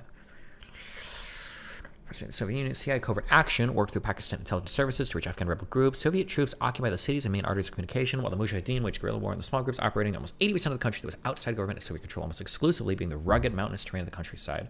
The Soviets used their air power to deal harshly with both rebels and civilians, leveling villages to deny safe haven to the Mujahideen, destroying vital irrigation ditches, laying millions of landmines. The international community imposed numerous sanctions and embargoes against the Soviet Union. The U.S. led a boycott of the 1980 Summer Olympics. Damn. The boycott and sanctions exacerbated Cold War tensions and enraged the Soviet government, which later led to a revenge boycott of the 84 Olympics. Oh my God. The Soviets initially planned to secure towns and roads, stabilize the government under new leader Kemal, withdraw within 6 months or a year, but they were met with fierce resistance from the guerrillas and had difficulties on the harsh, cold Afghan terrain, resulting in them being stuck in a bloody war that lasted 9 years. By the 1980s, the Soviet contingent was increased to 108,800 and fighting increased, but the military demand across the board of the USSR was high. By the mid-80s, by mid-1987, the Soviet Union, now under reformist leader General Secretary Mikhail Gorbachev, announced it would start withdrawing its forces after meetings with the Afghan government. The final troop withdrawal started on the 15th of May, 1988, and ended with the government forces alone in the battle against the insurgents, which continued in 1992. When the former Soviet-backed government collapsed due to its length, it has sometimes been referred to as the Soviet Union's Vietnam War or the Bear Trap by Western media. The Soviets beginning the war is thought to be a contributing factor to the fall of the Soviet Union. It's thought to mixed legacy in the former Soviet Union and in Afghanistan. Additionally, U.S. policies in the war were also thought to have contributed to blowback of unintended consequences against American interests, which led to the United States entering its own war in Afghanistan in 2001. Based.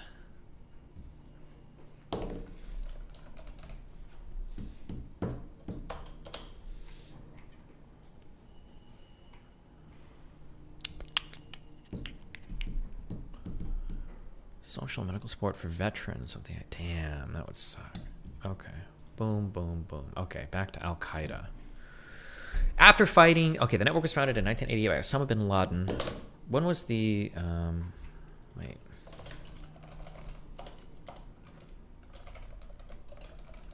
Soviet-Afghan War was...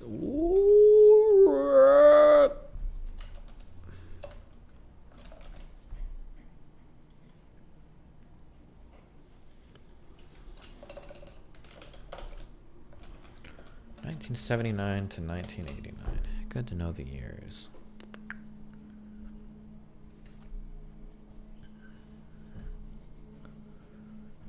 Okay.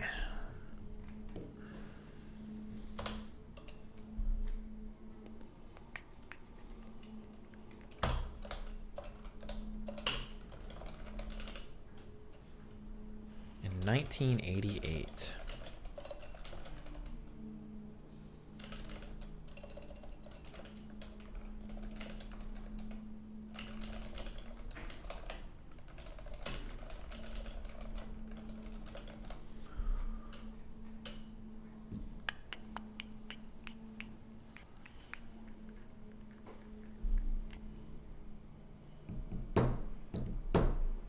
Okay, where were we?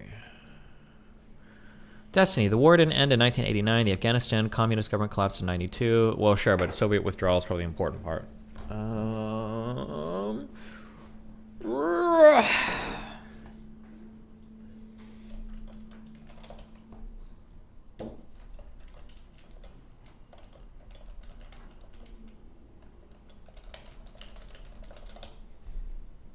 Okay. After fighting the Holy War, the group aimed to expand such operations to other parts of the world, setting up bases in parts of Africa, the Arab world, and elsewhere, carrying out many attacks on people whom it considers kafir.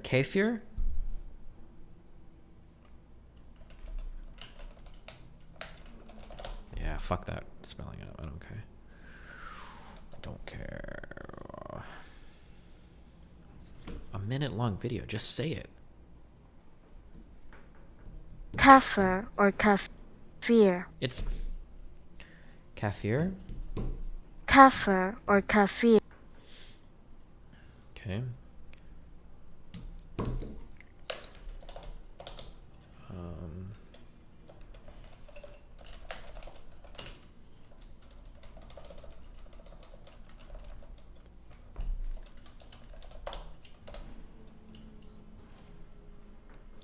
Arabic and Islamic term which in the Islamic tradition refers to a person who disbelieves in God as per Islam, or denies his authority or rejects the tenets of Islam. The term is used in many different ways, or in different ways in the Quran, with the most fundamental sense being ungrateful towards God. Kufr means unbelief or non-belief, to be thankless.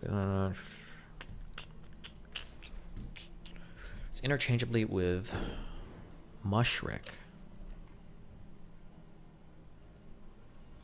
Jeez.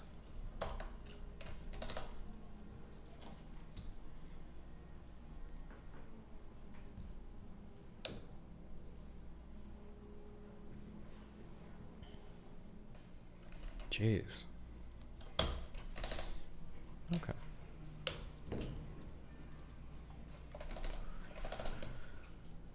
God members believe a Christian-Jewish alliance led by the United States is conspiring to be at war against Islam and destroy Islam. As Salafist, jihadist members of Al-Qaeda believed that killing non-combatants is religiously sanctioned. Al-Qaeda also opposes what it regards as man-made laws and wants to replace them exclusively with a strict form of Sharia. This is consistent with what we know about Salafist, whatever the fuck you call them, jihadists, because they want to create an Islamist caliphate which would unify religious law and state law, right? Strict form of Sharia, Islamic religious law, which is perceived as divine law. It's also responsible for instigating sectarian violence among Muslims. Al-Qaeda regards liberal Muslims, Shias, Sufis, and other Islamic sects as heretical, and its members and sympathizers have attacked their mosques, shrines, and gatherings. Examples of sectarian attacks include the 2004 Ashura massacre, the 2006 Sadr city bombings, the April 2007 Baghdad bombings, and the 2007 Yazidi community bombings. These are all places in Iraq. We could probably look them up just to know. Ashura massacre, Google Maps. Show me. Whoops. Oh, this is in Pakistan? Wait. No, Ashura. I don't know if I need to know. It's always good to know where. Wait. Oh no, this is a day. I'm sorry. Where a series of planned terrorist explosions that killed at least 80 to 100 and injured at least 200 Iraqis, occurring the day of Ashura. The bombings brought one of the deadliest days in the Iraq occupation after the Iraq war to topple Saddam Hussein. In Karbala. Oh, okay, never mind. That's a holiday. The Sadr city bombings were a series of car bombs and mortar attacks in Iraq that occurred in...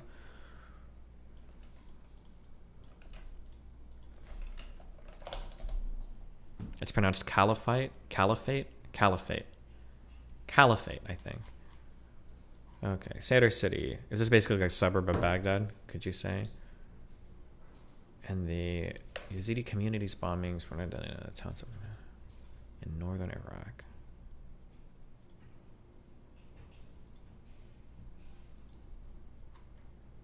Holy shit. Is that real? When 4 coordinated suicide car bomb attacks detonated in the Yazidi towns of Tilla and Surulula in northern Iraq, 796 people killed and at least 1,500 others wounded, making it the Iraq War's deadliest car bomb attack. It's the 4th deadliest attack of terrorism in history. Jesus.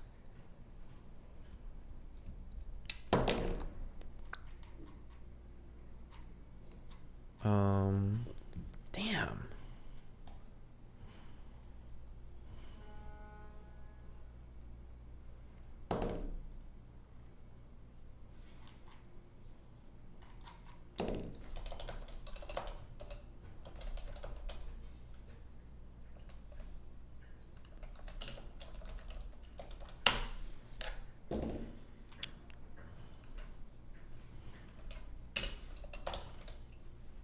What?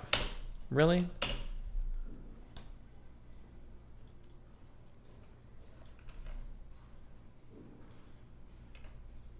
Wait, no group claimed responsibility for the attack. Do we know if it's Al-Qaeda? For several months, the tensions have been building up in the area, particularly between Yazidis and Sunni Muslims. Some Yazidis living in the area received threatening letters calling them infidels.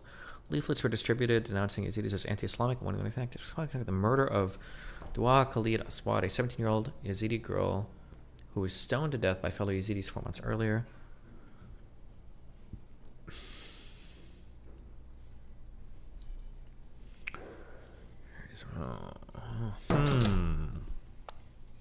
Because examples of sectarian attacks included these.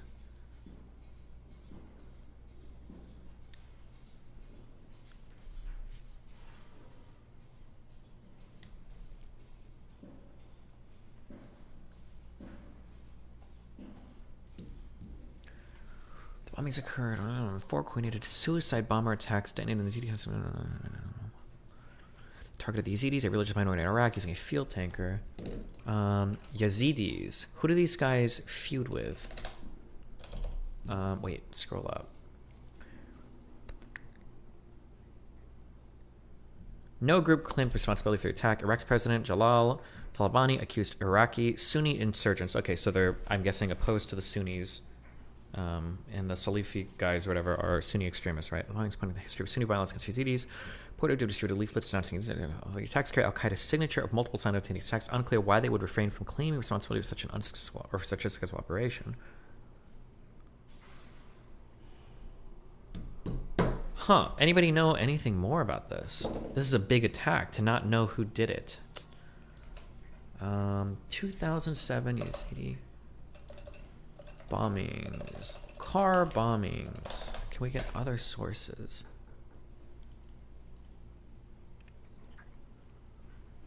Reuters. What are they reporting? Baghdad. A U.S. airstrike killed a senior Al-Qaeda militant who masterminded truck bombings on Iraqis, or on Iraq's minority Yazidi killing. Why would this say masterminded? But they don't probably have proof for it. It's just the U.S. said it here, huh?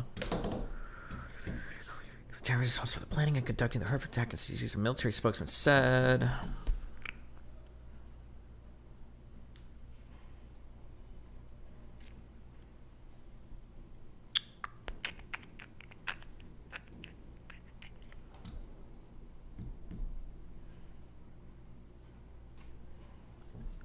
What is this wiki? Militaryhistoryfandom.com wiki. Why? Yazidis and Sunni Muslims. Prior to the attack, some Yazidis living in the area received threatening letters calling them infidels. The attack might be connected to an incident, blah, blah, blah. This is just copy-pasted from Wikipedia, I think. A field tanker and 3 cars. An Iraqi interior minister said that 2 tons of explosives were used in the blast, which crumbled buildings, trapping entire families beneath mud bricks and other wreckage. Jeez, responsibility. No group claim responsibility. We're looking at all kinds of responsibility.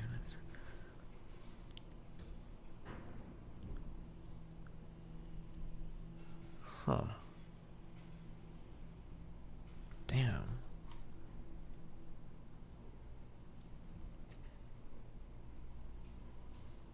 The Scotsman, 2007. Al-Qaeda blamed.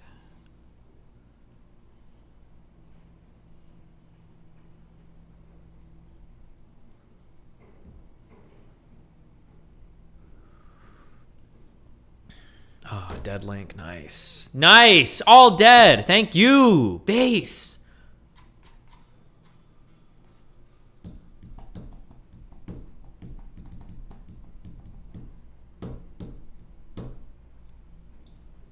Hmm.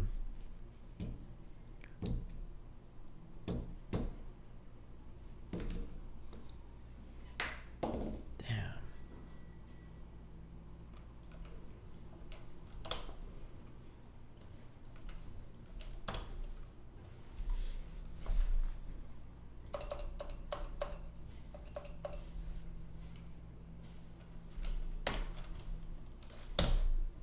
Just in case.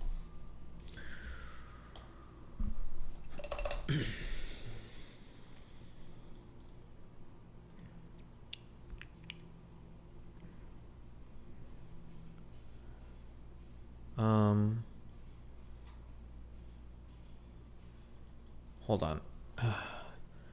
You said earlier, who did the Yazidis feud with? That doesn't make sense because Yazidis are not a political or Islamic group. They're an ethnic minority, kind of like Kurds. My understanding is in the Middle East, there's a lot of ethnic minorities that tend to bend a certain way, that tend to be a certain thing. Like, just because you're an ethnic minority doesn't mean you don't tend towards a certain religion or whatever, no? Like, but...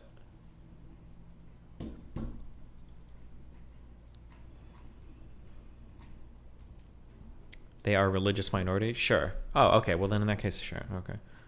Or actually, I can just... We should just click and check.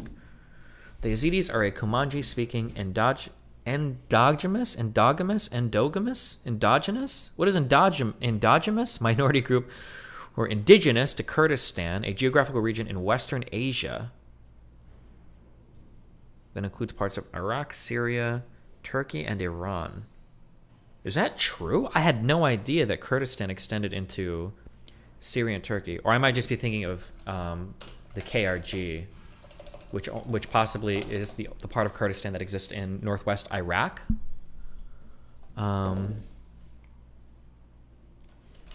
Kurdistan.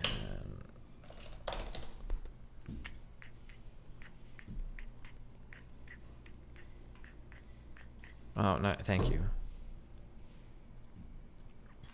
Where am I? I thought Kurdistan is like up here. Like this, is this like the KRG, the Kurdistan Regional Government?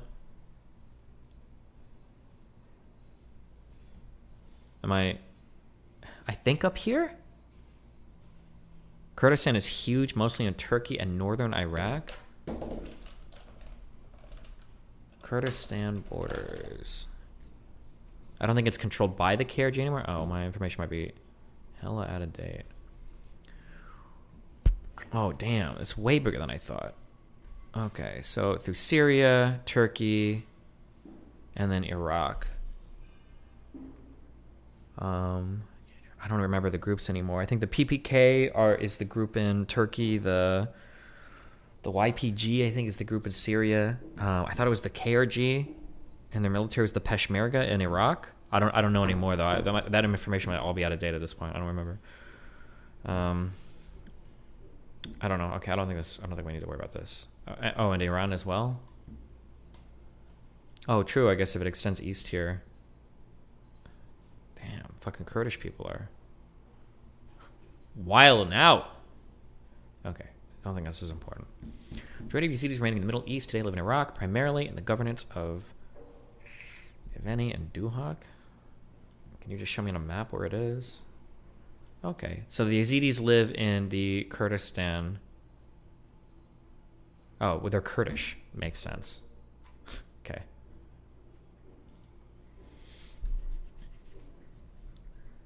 It's Kurdish. It's discriminated among scholars and Yazidis. The Yazidi people are a distinct bullshit or some bullshit. Since the spread of Islam began, the early Muslim Yazidis have faced persecution by Arabs and later by Turks, as their religious practices have commonly been charged with heresy by Muslim clerics. More recently, The 2014 Yazidi genocide that was carried out by the Islamic State saw over 5,000 Yazidis killed and thousands of Yazidi women and girls forced into sexual slavery, as well as the flight of more than 500,000. Damn, 2014 Yazidis genocide. This is when, shortly after they came, I think ISIS came from Syria and teamed up with people in Iraq with that Fuck, what was the name of the dude? Baghdadi, I think? Like, started steamrolling, like, everything through fucking, the Kurdish regions, I think, in northern Iraq, all the way to Mosul, and I think even through there. I think, carried out by ISIL in northern Iraq. Genocide began after the withdrawal of Iraq forces and the Peshmerga, which was, I think, the military division of the Kurdish military forces of the KRG. Are you saying that of the autonomous Kurdistan region? Maybe it's not the KRG. Peshmerga, along with the security, are responsible for the security of the Kurdistan region due to the fact that Iraqi armed forces are forbidden by Iraqi law to enter Iraqi Kurdistan. Okay, genocide. Damn, how many people died? 5,000 Yazidis were killed by ISIS according to the UN, and 4,000 to 10,000 kidnapped or captive.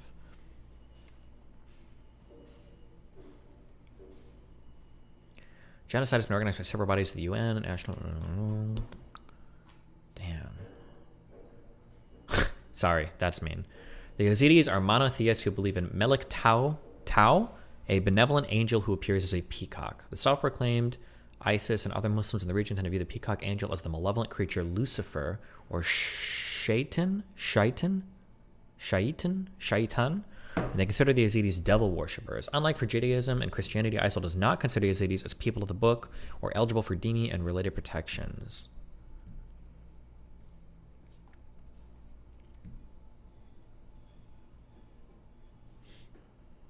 Damn. Okay. 17. Okay. The 2006 Sadr City bombings were a series of car bombs and mortar attacks in Iraq that occurred on the 23rd of November. 6 car bombs and 2 mortar runs were used. This was in 2006.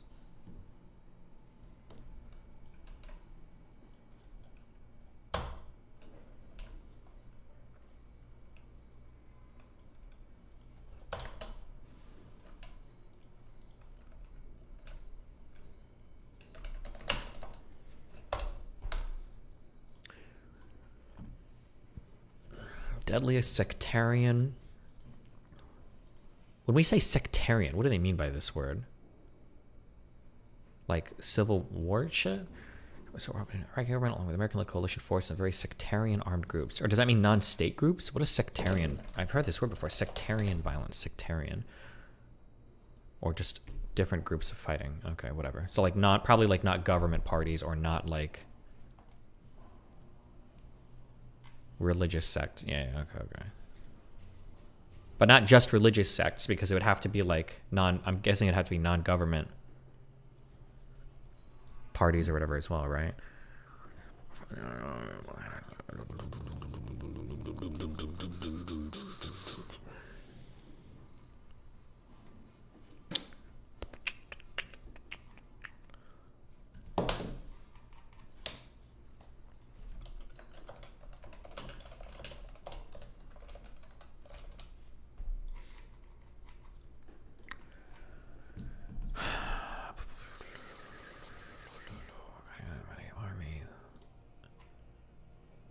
Iraqi armed group linked to Iraq's Shia community. They're a 2014 revival of the Mahdi army. Wait, 2014 revival? Oh, it was created by the Iraqi Shia cleric Muqtada al-Sadir in June, disbanded in 2008 after the civil war. International prominence has spearheaded the first major armed confrontation with U.S. forces in Iraq for the Shia community. How were these guys supported by like Iran or whatever? Iran's influence has historically had close ties to Iran. He generally opposed Iranian clerical. Oh, maybe not as much. Refusal to leave Iraq garnered the Sadr family much support during and after the collapse of Saddam's regime. Early 2016, Sadr pledged military support to Iran and other neighboring Islamic communities if they were to be attacked by a foreign nation. Okay, but it didn't matter. Okay.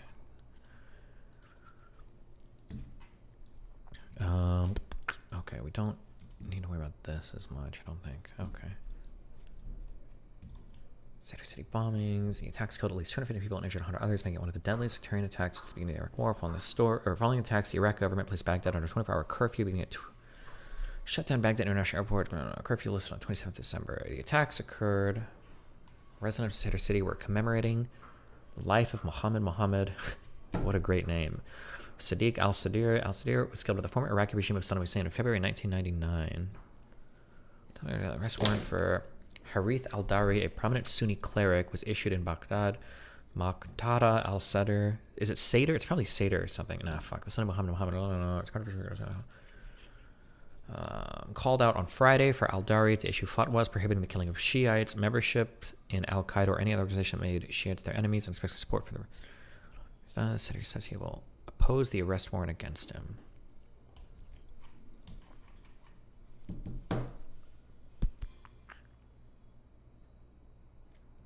Huh. Does Al-Qaeda not generally claim responsibility for when they're supporting like sectarian attacks, maybe? Is that like part of the MO?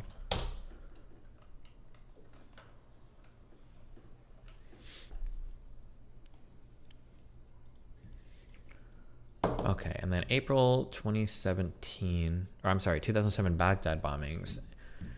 Or a series of attacks that occurred when 5 car bombs exploded across Baghdad, the capital city. Okay, boom, boom.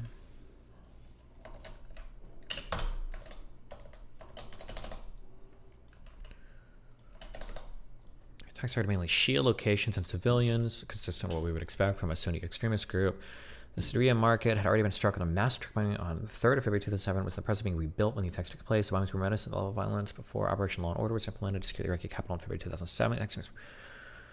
Maliki said that Iraqi forces would assume control of the country secured by the end of the year, and the also came as officials. Bombings.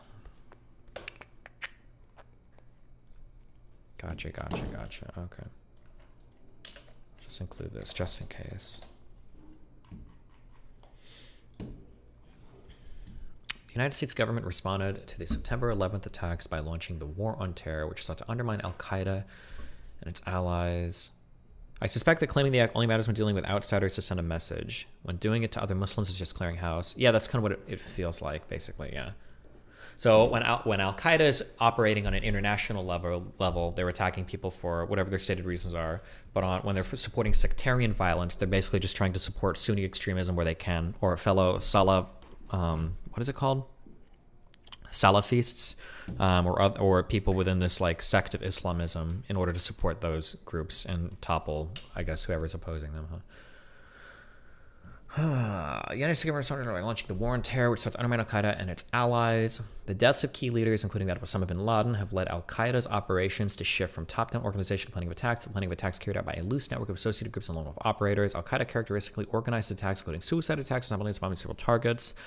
Al-Qaeda ideologues envision the violent removal of all foreign and secular force influences in Muslim countries, which it perceives as corrupt deviations.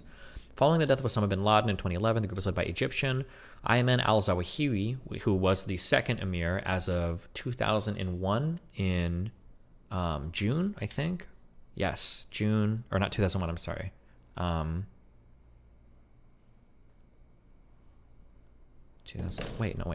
2001, he got... Oh, he wasn't the second emir until 2011, but he joined in 2001. Okay. Okay, boom. Okay, until his death in 2022. As of 2021, is reportedly suffered from a deterioration of central command over its regional operations.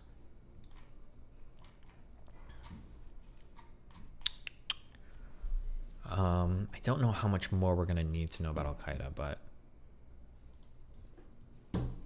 Okay. We're probably going to have to dive back into this to establish a pattern of behavior and who Al-Qaeda is. Fuck, what I should have asked Nick, I don't actually know what Nick's claim is. Do they think that 9/11 was a controlled demolition? I guess we'll get into that in the documentary. Whether it was a controlled demolition or whether Bush bombed the towers or whatever the fuck.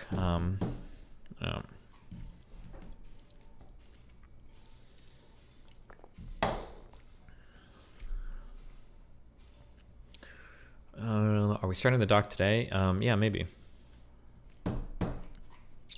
Okay. Some background information. Okay. Sorry, this is what I meant when I said if I start researching something. So I've gotten through one sentence of this Wikipedia article because I'll just start clicking off to gather more information about other shit. This is what I mean when I say that. If you wanted to see an example of what I mean when I'm talking about that.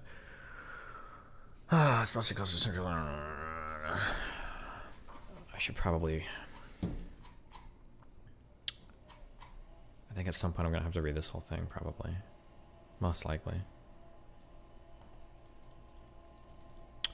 Do you think that the 9/11 conspiracy shit is the most prolific conspiracy out there? I don't know, but 9/11 is probably good to know about because there's a bunch of background information relating to like Middle Eastern politics and everything as well, so it's fine. Okay, well, we're done with sentence 1. Factorio break time.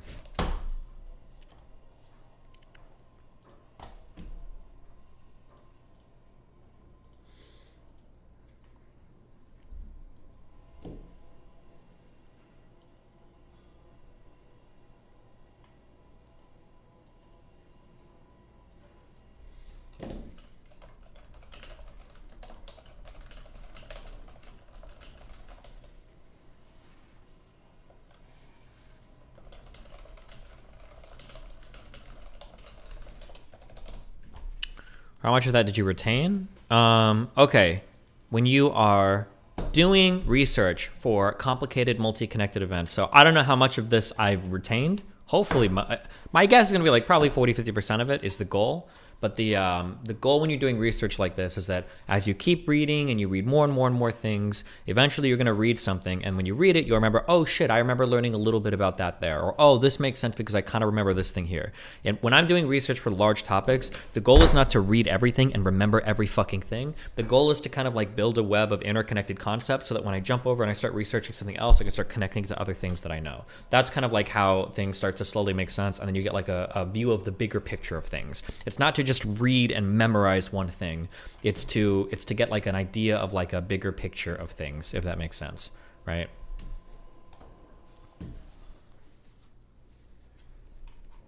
And it just helps to make things, yeah. I don't know how else to explain it. That's how I read things. Like if somebody tells me, or if I read an article right now and it was like in I don't know if this is true, I'm making this all up, but if I read an article and it was like, oh, in the 80s, Osama bin Laden, somebody comes up to me and claim in the 80s, did you know that Osama bin Laden was funded by the United States?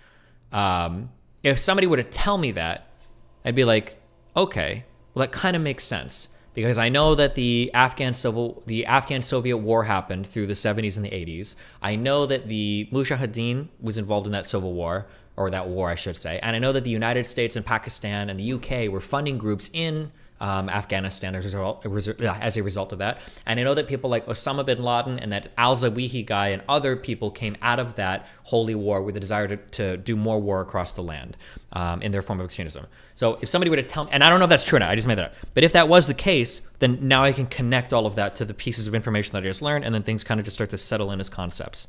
That's all I'm saying. Yeah. Jeez. Okay.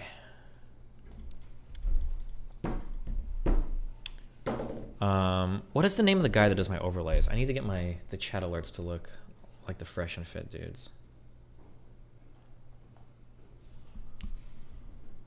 Do you think that Sneeko will actually engage? I don't know. Who knows? Who cares? I know that Fuentes will, and it's just good to know it. Fuck it. America never funded bin Laden or Al-Qaeda. They had enough of their own money. I thought that the United States funded... hold on. The United States funded the Mujahideen in the Soviet-Afghan war. What are you talking about? Is that not true? The Mujahideen were variously backed primarily by the United States, Pakistan, Iran, Saudi Arabia, China, and the UK. Is this fake? Are you telling me that this is fake? Correct, but those are not the same thing. I never said they were the same thing. Did I ever say they were the same thing? What I said was that out of this war, there came some key figures like Osama bin Laden and the al-Zawahiri whatever dude, and that when they came out of this war, they, I guess, eventually went on to form Al-Qaeda, and then they decided to do their jihadist shit, the Salafi shit across the world. Fuck, I keep fucking that dude's up. I need to... al-Zawahiri. Can I hear this guy's name?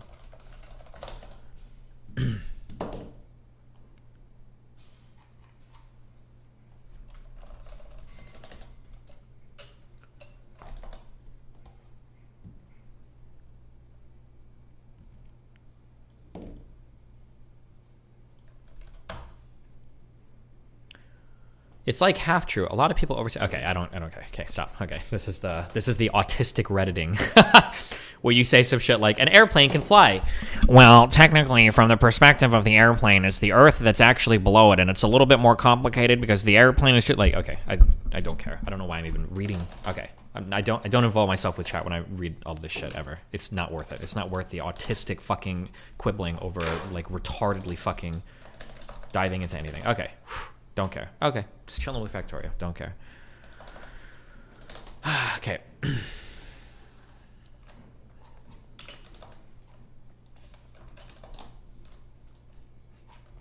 Yeah. Well, actually. All right. I'm catching up on donuts.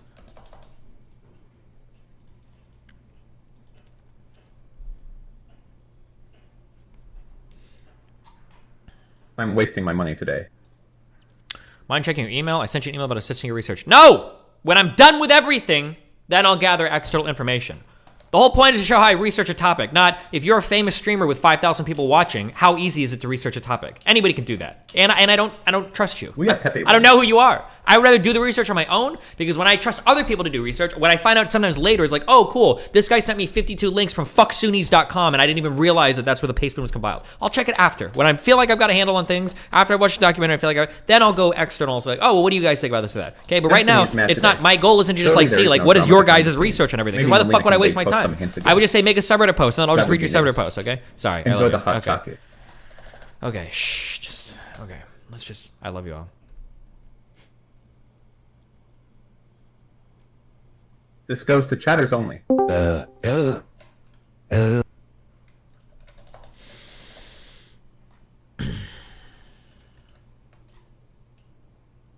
Hi Destiny, probably have watched like 85% of your YouTube videos since like 2016. If I had a couple of moral questions for you, would an email be the easiest for you? Thanks and have a good day. Don't, just post on the subreddit. He seems to think the Mujahideen is one group. I don't know if it's one group or several. A lot of the times in these conflicts, it's several different groups. Why even bother typing this? The FSA in Syria that opposed Bashar al-Assad, I'm pretty sure that was comprised of like 55 different fucking groups. There's like 100 fucking people that are involved in any of these particular things. I don't care. I should just permaban you, but I'm not going to, because I'm just playing Factorio. I just want to go fucking play Factorio. That's all I want to do. Oh my god, the amount of autistic quibbling is like, but I understand that's not even fair to say. No, it's all good. You do you, babe. Okay, cool. Okay.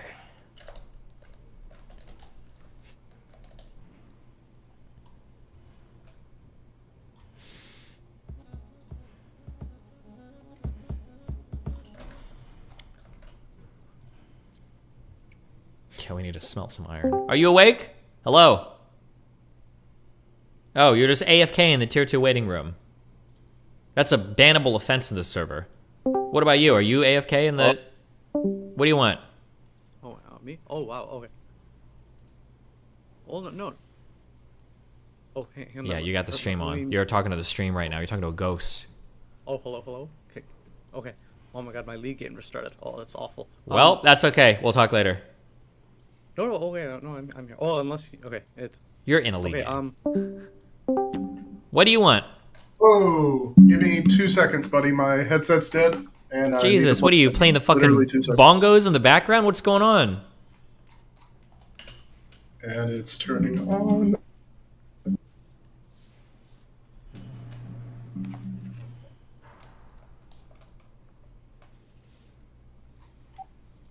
Say words? Loud and clear, babe. Hey. Fantastic. I'm so sorry. Motherfucker. I can't... Do you remember me from the last time I called in? Yeah, wasn't your name James Giles? Oh, shut the fuck up. I don't know. Talk to me, and then maybe I'll remember. I don't remember everything. Talk. What did you talk about? I talked about the fucking instrument I played, and I told you I played the euphonium, and it took you till the fucking end of the call to realize that you were talking about French horns. Yeah, I was making jokes about fucking French horns and not euphoniums. Bro, I'm going to be totally honest. Nobody even knows what euphoniums are, okay? It's just it's a weird fucking instrument. If I were to, I don't even, oh, here's a trivia question. Are you ready? Yeah, true. Yeah. True. What's the difference between a euphonium and a baritone? It's the number of valves. Euphonium is usually 4-valved. Baritone is usually 3-valved. Usually, but not always. That man, it's almost like I said usually. Well, no, but there is a difference. I don't know specifically what the difference is. If you know, please educate me. Fuck, I don't know if I know actually. Isn't the is it the euphonium or the baritone? Aren't one of them like conical versus the other one is not? Or am I making that up? No, I think you're right. I think the baritone is more conical. Yeah, I think so. Yeah, I wouldn't know personally because I fuck all if I played the baritone. I think maybe in like first year of high school when that's all they had. But as soon as I got the money to buy a baritone, I bought a baritone because, you know, fuck that shit. Gotcha. Okay. Oh yeah, true it is. Okay, yeah, fuck you. Anyway, sorry. Yeah. Okay, yeah, but I was making a lot of French horn jokes at you and yeah, I got super confused. No, it's okay. Yeah, I just got bad. super confused in the beginning of that conversation because I was like, why is he talking about putting my hand in like Yeah, horn? my bad, dude. Yeah. Didn't make Like sense. we've got mutes for that shit. Yeah, true. Okay, what do you got? So I had questions on ADHD because like I know at one point you were suggesting that like, oh, maybe I should like research if I should or see if I should like get on medication and shit. Do you honestly think that you need to get on medication for that? I don't know. I'll make an appointment for it at some point probably. I honestly, you know, this has absolutely no professional opinion whatsoever attached to it. I don't think you need it whatsoever. Like you're functioning. The whole point of medication is to fix something that's like dysfunctional, inhibiting your ability to live a normal life and all that shit. Yeah. Right, and like everything's going great for you. True, it is. I'm fucking moms. I'm making money.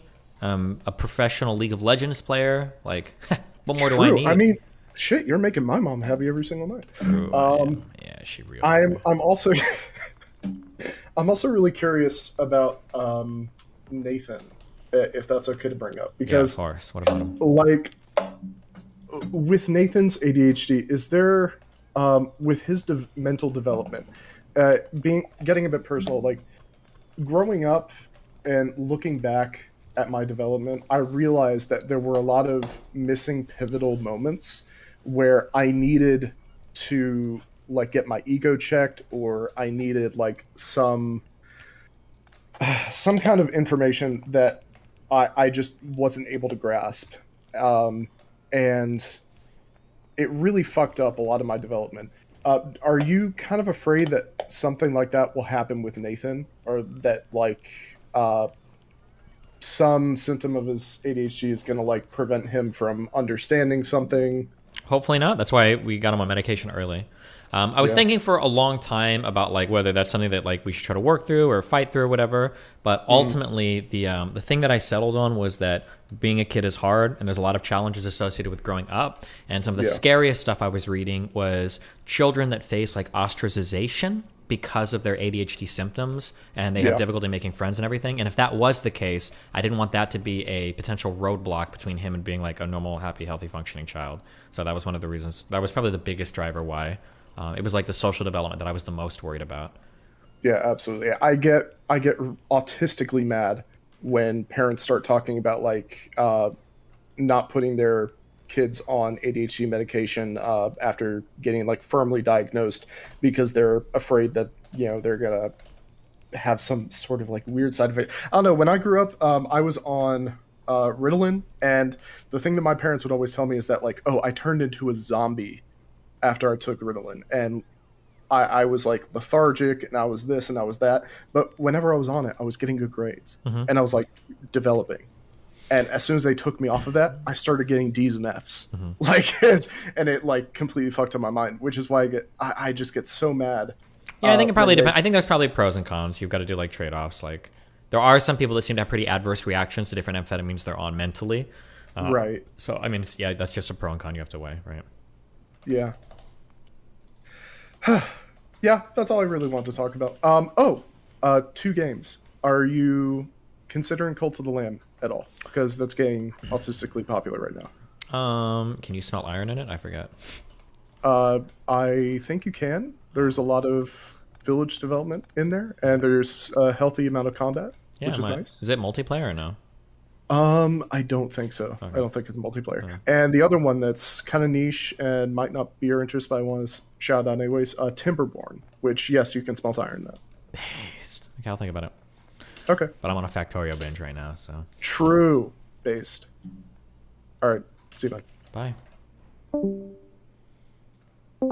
What? Yo, what's good? You are right now, homie.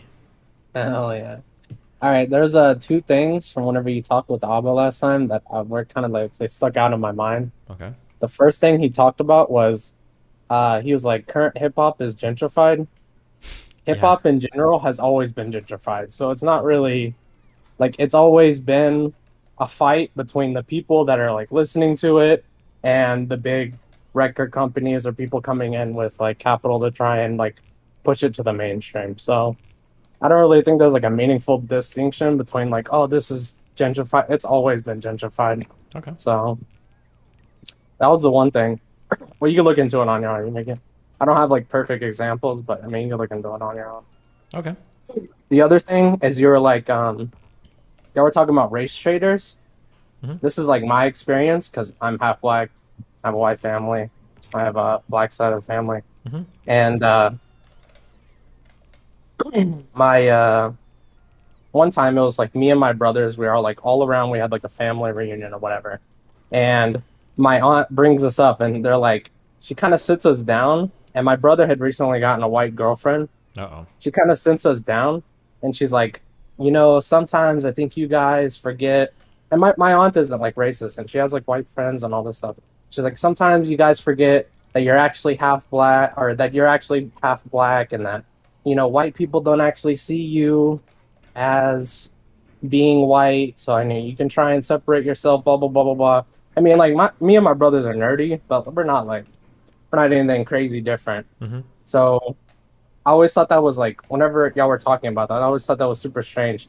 But it always, I don't know if it's different because I don't know, I'm not white. And I've never had like the white side of my family freak out at me for trying to date someone that wasn't white. But it always came from like a place of love. It wasn't like, you guys are making me look bad. It was like, you guys don't realize that you're about to get tricked by these white people who don't understand you, and that you're going to be turned into being white. That was essentially where it came from. Sure. I mean, as weird as it is, like in some ways, I would say that probably like a lot of quote unquote racism can come from places of love, right? Sure. Oh yeah. No, I'm sure it could come from love if like a, you know, like a white person could think. Yeah, they think you know, that like these your black black daughter is gonna get fucked by yeah, you know, yeah, abuse, you're gonna whatever. get beat up. They think of like, I don't know, they think of like black football players, whatever, beating up people, and I think that they're trying to save them. But yeah, that was like stuck out of my mind because it's not like what you would think the first thing that they're going to. It was almost like yeah, they thought that we were like, I don't know, signing our contract with the devil. Sure. Trying to date a white woman. But yeah, anyway, it was just Otsu's thing. Thanks, buddy. Okay, have fun, be careful. Cludy, what you got? Oh, nothing. You have nothing for me. Cool. I don't know. Okay, what's up? Go, talk. You don't know. You're in the waiting room to talk. I had a question and I forgot. We'll write it down next time. Yeah. Face person, hello. Oh, hey, is this me? Yeah. Alright, cool. How the fuck? I see you sometimes watching embedded shit on your stream, on your website. Okay. How do you get the purple screen? Sometimes I do, sometimes I don't, you know? Just luck of the draw, I guess. Wait, what? What? I don't know, sometimes I get purple screen, sometimes I don't. It just depends. I don't know why it happens or why It's it doesn't. just luck? I thought it's some Twitch. Okay, well. No, whatever. yeah, I don't know, dude, damn. I also don't have ad block at all, too, so maybe I just see ads, so I don't get the purple screen. Okay, maybe. Alright. Okay, watch The Expanse. That's Wow, all. dude. Okay, Bye. I'll get right on that, okay? Yeah, do that. Okay.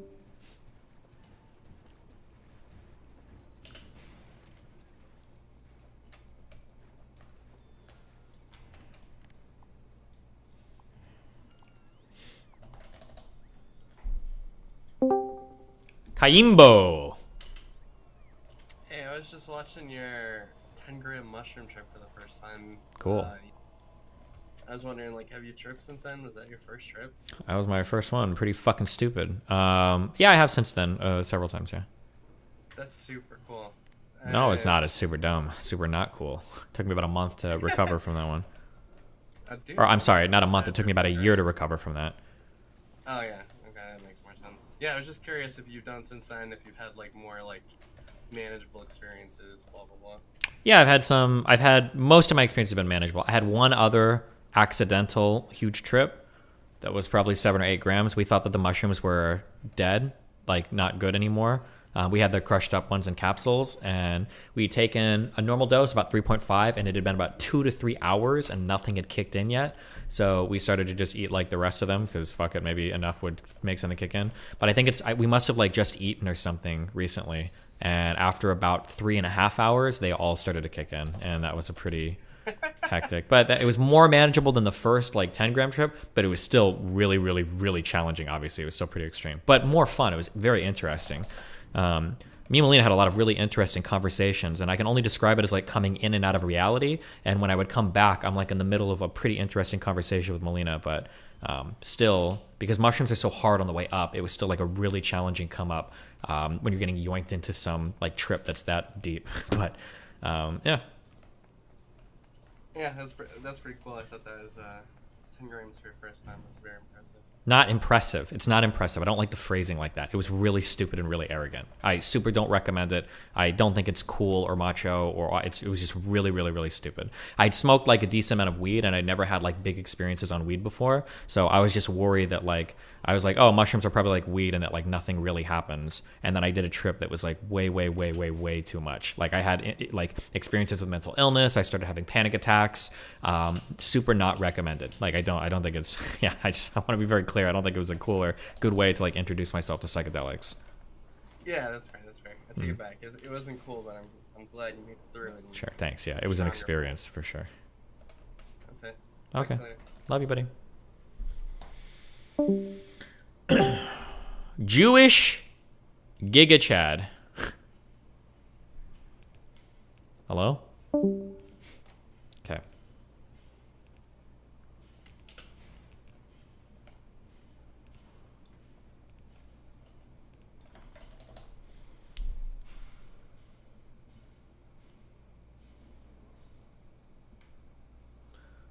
Wait, what? Hold on, in YouTube chat. If anyone's seeing this, if you're going to do acid, make sure to have enough weed to smoke through the entire trip. Help me stay relaxed. If you're going to do LSD, just do LSD. I wouldn't recommend trying a new drug and mixing it with another drug for the first time.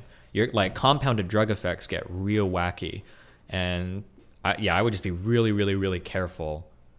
I would be super careful trying that. I'm sorry. Hold on. That's not my advice. I would say don't do that.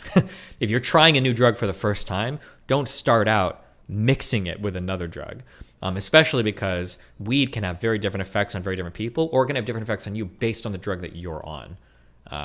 I'd be really, really, really careful with that.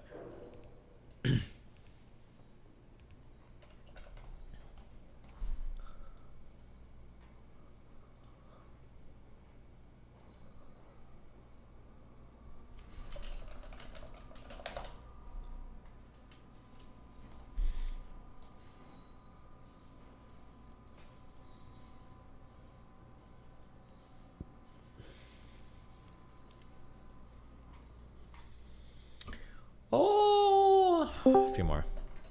Aphotic. What's going on, doggy dog? What up, Hey, dude? listen. Yeah. Do you want to talk about lefty shit, or are you done with those memes? Yeah, hit me up. What lefty shit? What do you want to talk about? I sent you an email about it, but I'll keep it short and sweet. Where it's thinking about like all the Keffel shit, and I don't want to really dive into it because I know we fuck Keffels and shit. Mhm. But the entire concept of like, and I don't even say like safe space, but being in a community that kind of, you know, reflects the idea of engaging with ideas past like headlines and bullshit and whatever. Mhm. Like, do you think like a lot of online political personalities actually, you know, are grifting or are aware of these things, or do you think that they are just so in the trenches of their community that they skew their reality to never even engage with the idea of like confronting past the surface level of an idea. There's a concept called audience capture, where basically once you garner a certain audience doing a certain thing, it's very hard to break out of that because you don't have very much incentive to. You make a lot of money doing it, and you get a lot of pushback if you ever like go against those opinions. So I think a lot of these people suffer that to some extent. I also think it really depends on the goals of like those communities. The vast majority of political people, their goal is to spread a political ideology. Full stop. That's what they want to do. They don't care about like the fact of the matter or like arriving at truth or any like cringe dumb shit like that. They just want to like spread their political ideology. Like that's it. And as long as that's your goal, it always kind of behooves you to ignore stuff that's critical to your side or to ignore stuff that might be inconvenient or challenging to you. So yeah, that's just kind of that's the nature of like. Yeah, I get you. Just looking back on like, because a couple shit kind of went, I don't want to say viral, but it went like, to mainstream shit, right? Yeah. It's not like it was just on Twitter headlines or whatever. That, actual media sources came out and interviewed her and whatever. So it's like, just trying to like translate that to other people. Like, I mean, we all have like the John Zerka meme. Like, obviously, like, everybody and their mother probably will go, "Yo, John Zerka's grifting. He knows he's being like obtuse and whatever, and he's playing like the Russian line really hard." But like, I always think about like, there's got to be some part of him that actually believes at least some of it, right? And it's like how big is that belief, right? Like, or how real is that belief? I mean, I would rate like different people have different strengths of their beliefs, right? Like, so some people might believe something, but they don't have much like conviction in what they believe, and I think that's probably most people. Like, I don't know if you do like the Tinder shit before, but like I've met a ton of girls on, especially when I was in LA, that are on Tinder that have like socialism and communism and shit in their profile, and like when you push them even like a little bit in person on a conversation, they don't know anything about it and they don't even care. They're just like, oh yeah, like I'm like I was really worried. It's like a tag, right? It's like an aesthetic thing. Like I was worried when I was in LA that I was like, oh my god, like somebody, like I was really intimidated at first. Like so many people like socialism and shit in their profile. Like, oh my god, if anything political comes up, I'm like fucked. But like almost every conversation with one of these girls is just like, oh, like I'll be like, hey, like if it ever branches into political stuff, like, oh, I kind of think like capitalism is like kind of based sometimes. Like it works pretty well. Like, oh, well, isn't like homelessness bad? I'm like, yeah, it is. Like, oh, okay, well, I guess that's cool then. And I'm like, okay, yeah. They don't actually have like strong opinions about any of it at all. No. All right. I mean, that's pretty much all I had. Also, check out Battle Brothers on Steam. Play CS with Dan. Pepe wins. Have fun. Have fun, buddy.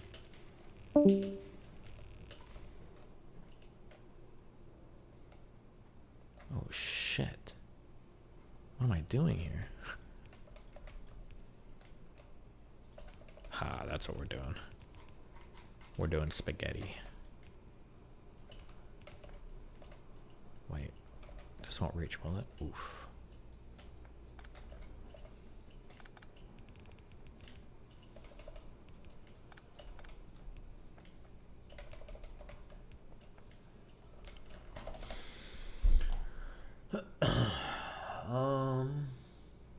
Damn, what is this guy's name? Why is your name Expose Him? Because I finally got a chance to speak to you. It's been a while, Brian. What's up? All right. A bit of a controversial question, but one I've been wanting to ask for a while. Okay. So, assuming pedophile actually means somebody who's attracted to minors and not somebody who commits nefarious acts with minors, should pedophiles be considered under the umbrella of LGBT? Damn, you're really bringing out the big hard hitters, huh? Yes, sir. Considering that LGBT is like less a scientific designation and more kind of like a cultural thing, I would say probably not, because I would say like pedophile or minor attracted person or whatever the fuck is it's going to be pretty distinct from every other thing in the LGBT label, in that they don't have a sexual practice that they can engage in a healthy manner, and that's going to set them apart from everybody else in that group. That's a good point. What ways do you think we could make it so that way pedophiles aren't forced to have to explore their sexuality in an unhealthy manner? I mean, lolicon, I guess, or whatever. True, fair. All right, well, that's about it. Thank you for answering the big question. Yeah. Have fun. All right, well, take care. Be careful, buddy. Thank you. You too.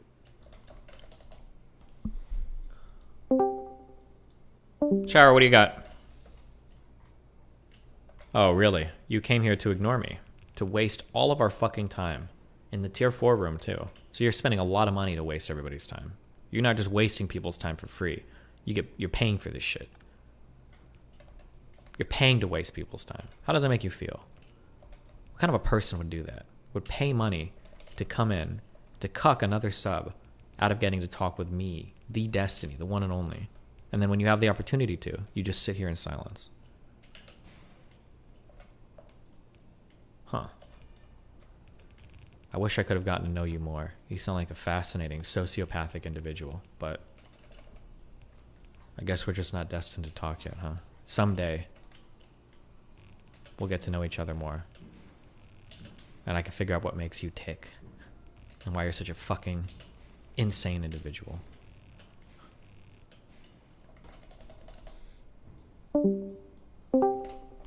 Hummus! Hey. What's up? That's an old fucking meme. Shut up. What? I said shut up! What do you want? It's an old meme.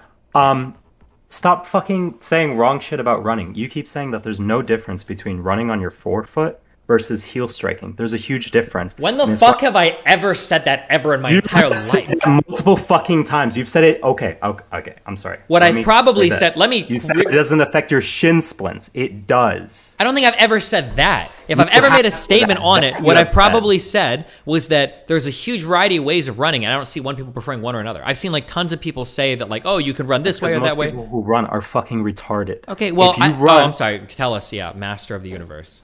I'm not the master of the universe. I just know how the fucking body works. Okay. Okay. Your fucking, what is it called? The arch of your foot is made, and the way that it's been used through most of history is as a shock absorber. When you land at the end of your foot or your forefoot, you allow the vibration to move, or the energy to move through the arch. Aren't there of the literally foot. marathon runners that do like heel strike and shit though? Yeah, but if you grow up and you train your whole life running a certain way, yeah, it's going to fuck you up to change it all of a sudden. But the biomechanically more efficient way of doing it is to run on your forefoot. This is how I'm pretty sure this is how the world record marathon runner runs. Okay, cool. Any other things you got for us? Okay, can you just stop? I don't ever say this. You'll find me a clip where I say like, oh, like toe striking or front foot versus heel strike. I would never say that. I don't even have a strong opinion about that because I've seen so much contradictory information. Well, like, I know you don't. No, I really do. I want you to find a clip and post it in chat of me saying some shit like that. Or does anybody in chat ever remember me making a strong statement about like... It's a passing comment. No, it's not a Why would I make a passing comment? I have no idea what proper fucking running form even is. I don't even have... Like, I'm sure I've made strong statements about like certain like compound lifts or like how to do that. But in terms of running form, bro, I don't even know what the fuck the correct running form is. I don't know how I could ever have a strong opinion on this. I'm just curious. Just link me a clip of me making that, even as a passing comment. Fuck, it was like a week ago. Bullshit. You're making some crazy shit up. I'm not. I don't think I'm gonna end up finding it because I have other shit to do, but I might. Remember, you can control F and look through the VOD on the transcript. You'll find the thing. Or ask chat, but... Is that a thing on your channel? No, it's just like you click transcript and... Chatter is wrong and retarded. Ask his running credits. I've got 2 marathons. That guy's fucking lying. He has you just accused a gym flare in chat of lying. That just means you can fucking lift. It doesn't mean you can run. He's got exercise credential. He's a credentialed liftologist, and you just accused him. What do you have to do to get the gym flare? You got to be in shape. That's the requirement. You got to be able to lift 1,000 pounds between your bench press, deadlift, and your squat. What, you have to run a 10K? No, a 10K. He said a fucking marathon. Jabba Judy, do you want to come in and debate him? Uploading pic at Vegas Marathon. Hold on. Jacobaguji, whatever the fuck your name is. One sec. Now I gotta pull up my fucking sources. Okay, wait. I want to make my statement clear. Yeah? Running on your forefoot is better for lowering your... For a new runner, it would be better to avoid shin splints by running on your forefoot rather than heel strike. Does it have other impacts though, like on your knees or something else if you run that way? It can. No, that's the main thing. Is that it's not as hard on your joints, but it can affect the muscles around your ankle. And if your calves are too weak, it can be really hard to do this at first. So this is just the de facto best way to run. And anybody that says anything differently. For most human beings, yes. Obviously, there are situations where you can have like really fucked ankle or a really fucked Achilles tendon, and then it's not right for you. But save for like some extraordinary circumstances, yes, this is the best way to run. How old are you? Someone I'm in chat. 20. Fuck you. I ran almost a 5-minute mile in high school after only 2 years of training. That's my credentials, and I've read a lot about this. Well, wait. So Jacobogachi, do you disagree with this guy? Do you want to come in and fight with him? He's posting himself fucking benching like a retard. His 5th pick was a finish in the Las Vegas marathon run. Actually, I didn't see that. I just saw his most recent one. Well, scroll down. Everybody was coomering. I can't even see it. It's not in chat anymore. Don't try to little bro. If he dog. wants to argue that it's better for your shin splints to run on your fucking heel, he can come in and do that. But he's wrong. Bring me in. Okay, join the general lobby. He's about to come in.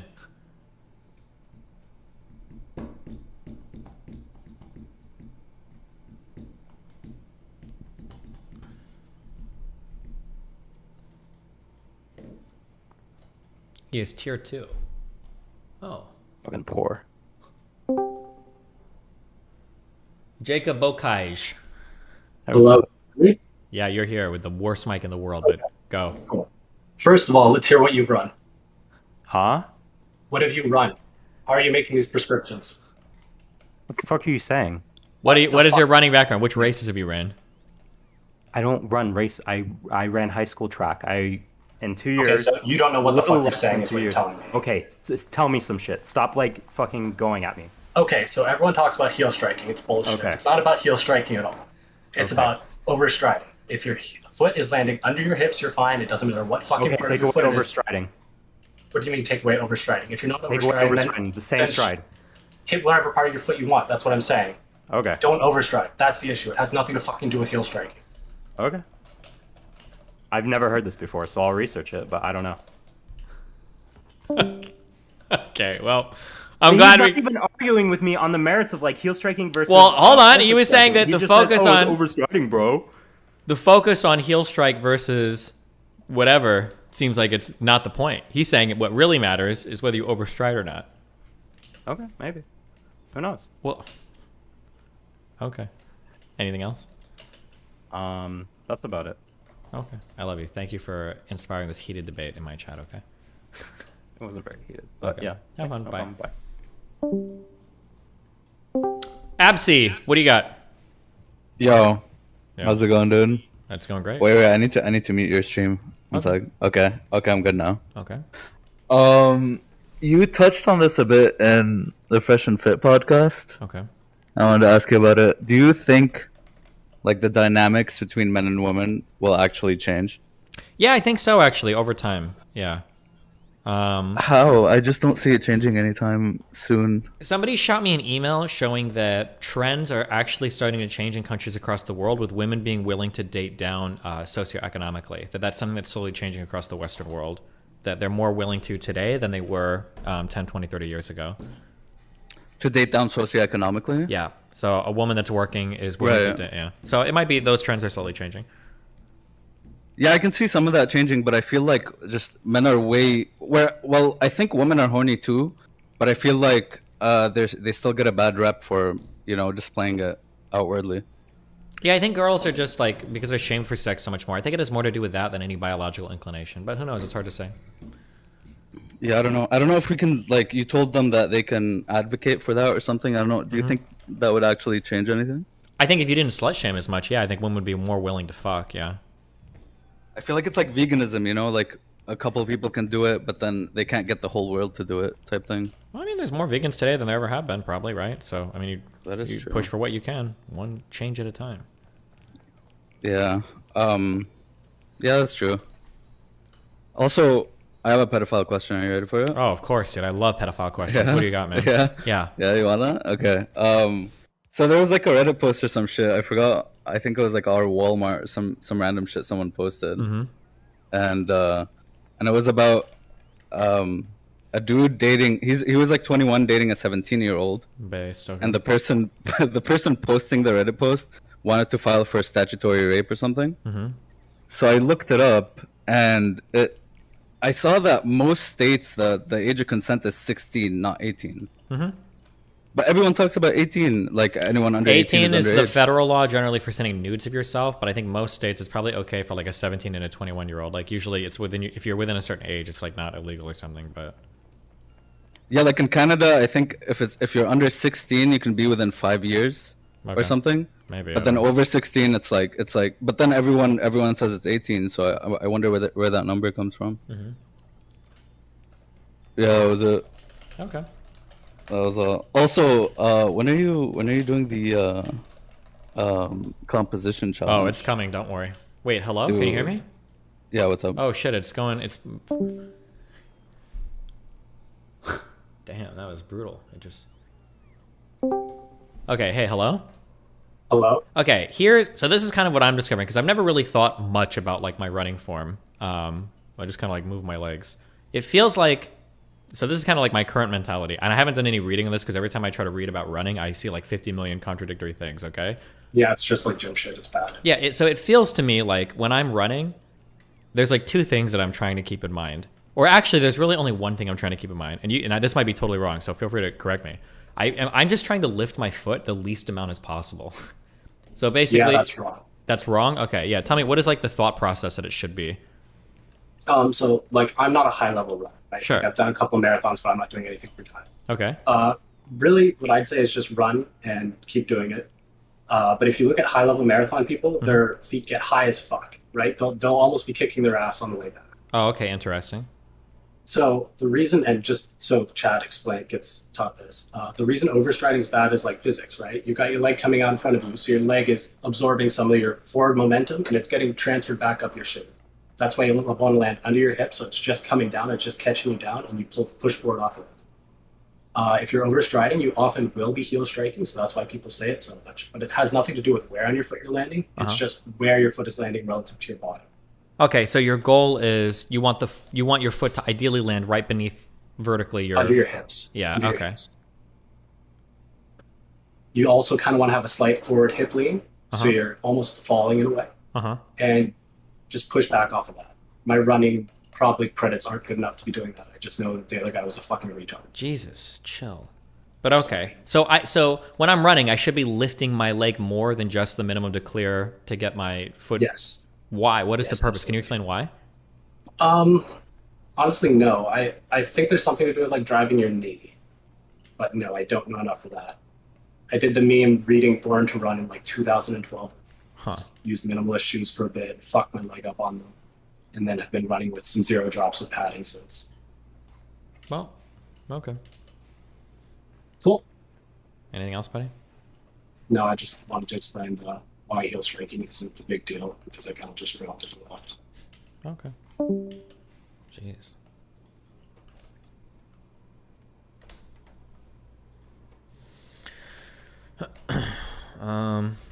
Okay. I'll be right back 1 second.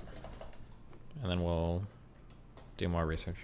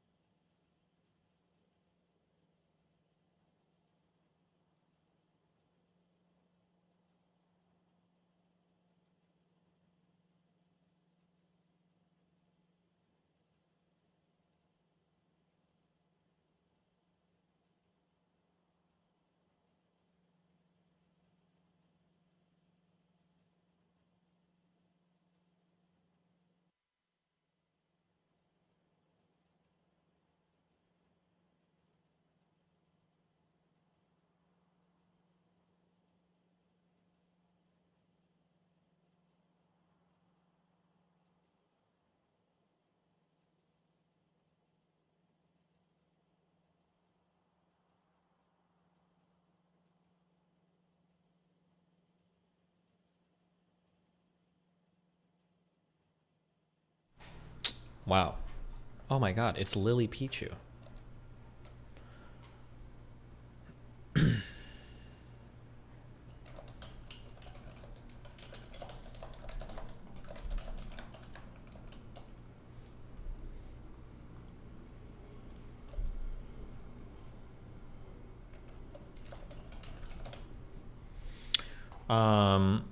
Oh, okay. Hey, listen. Somebody got real mad. Where is it? Sneeko goes on this hate rant against liberals and their lack of ability to converse with conservatives. He points out that Destiny must not be a real liberal since he's willing to converse with people, blah, blah, blah. Destiny, better approach would have been pointing out that liberals aren't all the same and neither are conservatives. Sneeko literally brought up the Crowder Cedar ambush and bashed Cedar Fort, and Destiny didn't point out that scenario. Crowder's doing blah, blah, blah. Okay, so people are mad that Destiny is too quick to throw other liberals under the bus. He's acting like a pick-me liberal at times. The reality is that, like, online, 99.999% of these people avoid conflict. What do you want me to say? Who can I point to? Like, Sam Cedar is literally the only one. Can you give me one other person that's willing to, like, argue or hash out their views with somebody online? I think I brought up Cedar and Pacman. David Pacman kind of does. But, like, other than those two, are there any? Sam Harris? I don't know if Sam Harris debates people. Does he do that? Is he open to those conversations? I don't really see that much if he does. Kyle Kalinske? Kalinske does not. Kalinske is highly non-confrontational.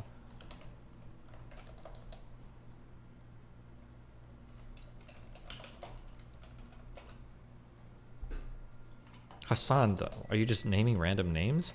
Ben Burgess is like super small time. Hold on, let me get my things.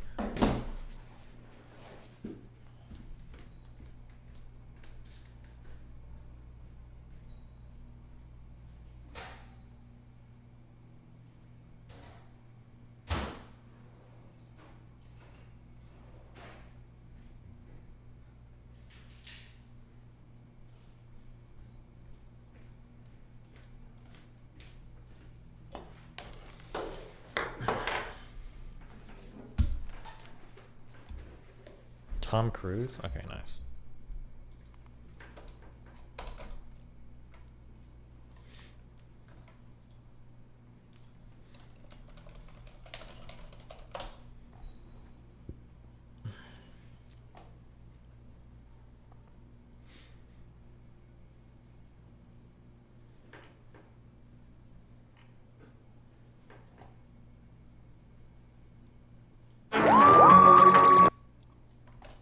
Donos. Oh, sorry, let me turn them on again.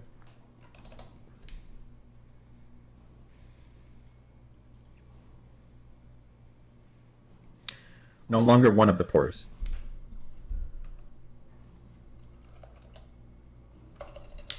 What's the name of my guy that did my overlays? Fuck.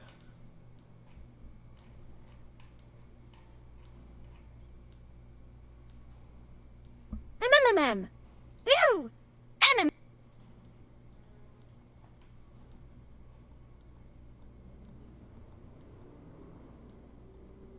Next try, number I was gonna renew anyway, L.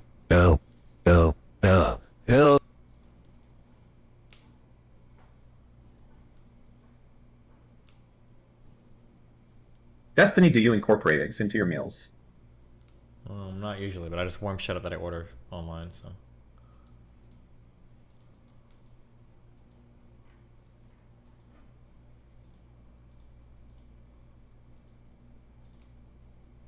I donated instead of subbing feels dank, man.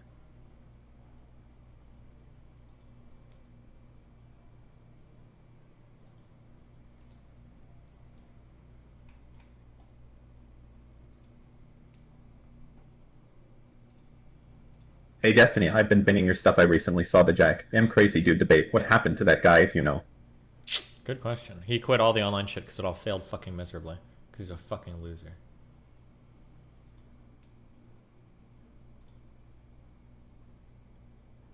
Have a nice day, buddy.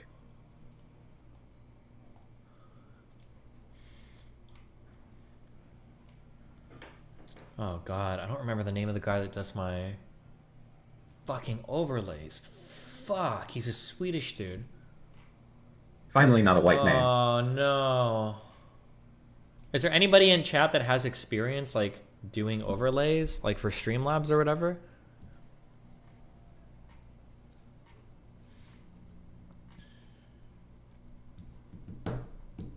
Take Joji's pick off.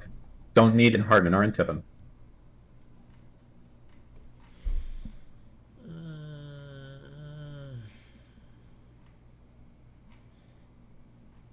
Just scrolling through my whole friends list, hoping that I recognize the name. Obama. True.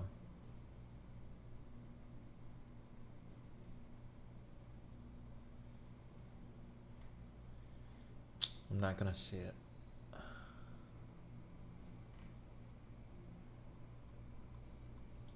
You are now chatters of color. Caught.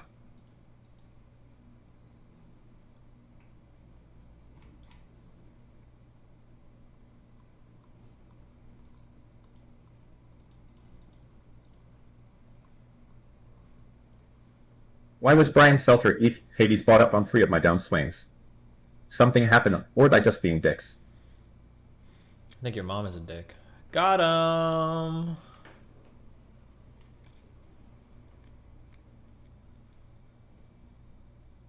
I'm only doing this so I can convince chat that black face on the emotes for Black History Month is fucking based. Do it on Pride Month, but not my month. Kinda weird.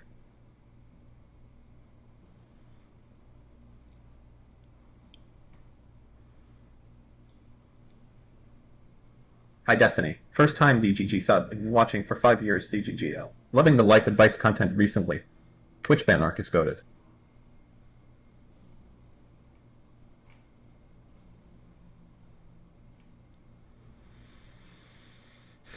I love research streams.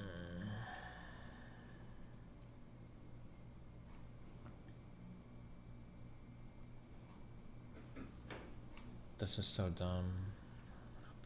I'm not gonna see it. I'm not gonna recognize it. But I already scrolled past. That's not what I heard.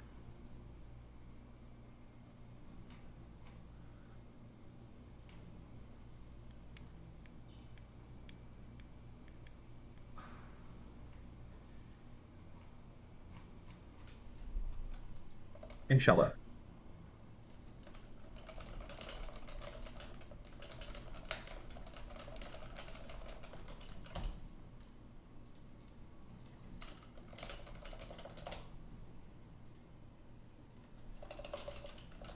No.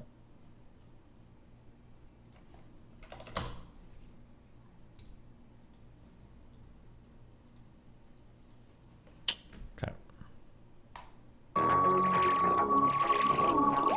We want to make it a bit brighter. Voices. Hi lonely, I'll bless the squad this fine afternoon. Relieved. Down the lighthouse at the moment, over. Stick with these for a little bit. Oh! Good job, Cakes. I love little anime girls.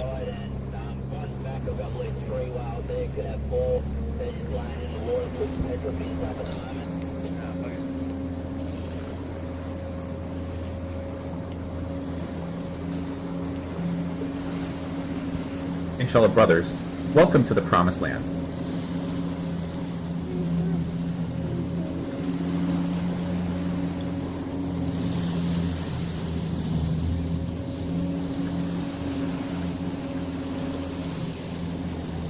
Legalize nuclear bombs.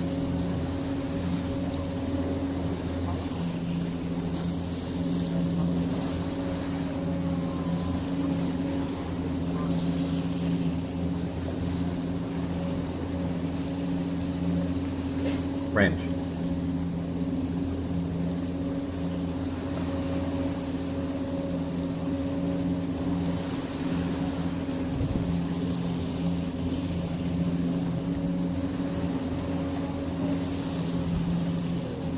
Dan the man.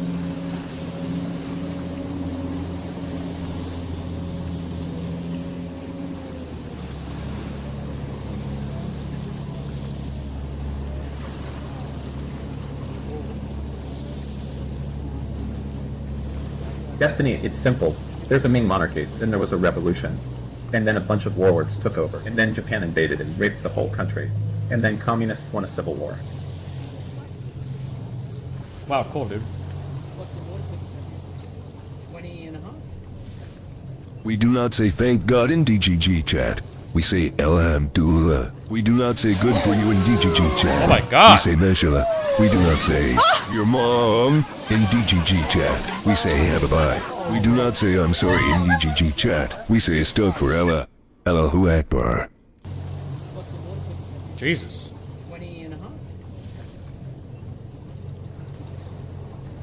Subscribe because I am a proud son of Iraqi immigrants and I support the honorable cause of the Taliban. Inshallah, the world belongs to us.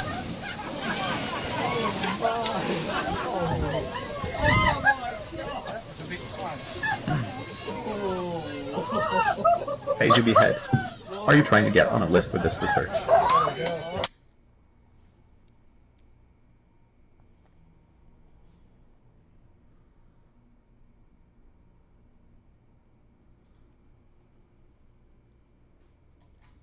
Firefox with the tree style tab add-on is a game changer for research. Try it for 5 minutes while reading a Wikipedia article, and you'll know if it helps or not.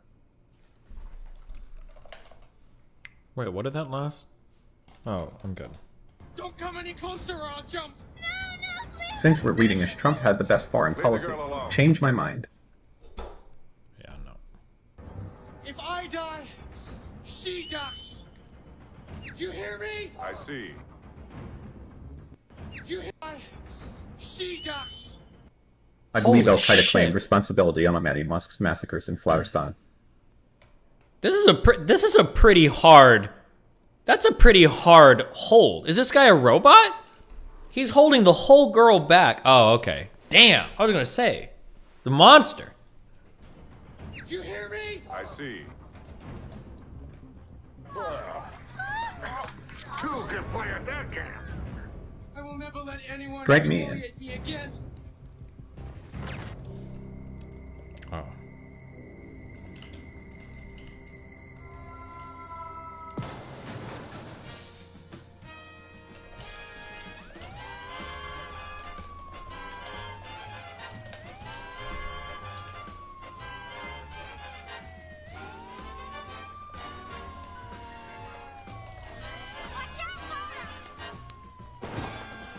My name is Sergeant Frank Drebin, Detective Lieutenant Police Squad. There'd been a recent wave of gorgeous fashion models found naked and unconscious in laundromats on the west side. Unfortunately, I was assigned to investigate holdups of neighborhood credit unions. Any other victims? Station employee. Oh, I was scared. don't play dumb with me. Welcome to Jericho. Yes, a Jewish holiday, Mazel Tov.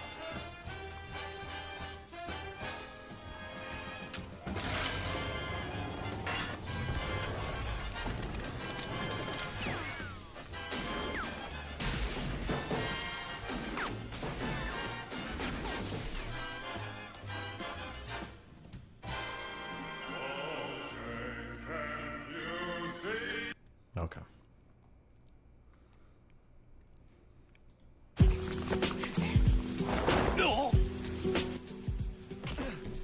Why?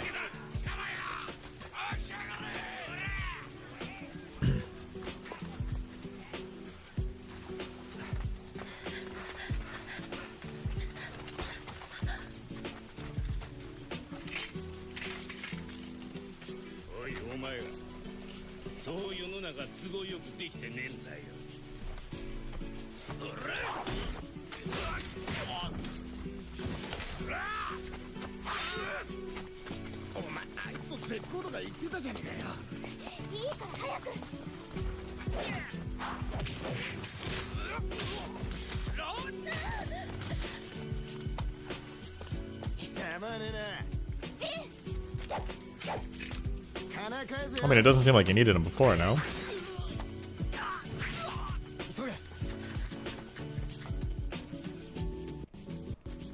慣れて生きるのはもうごめんだよ。私は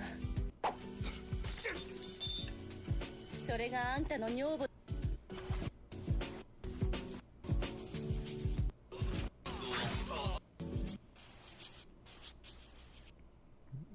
Why would they link a random?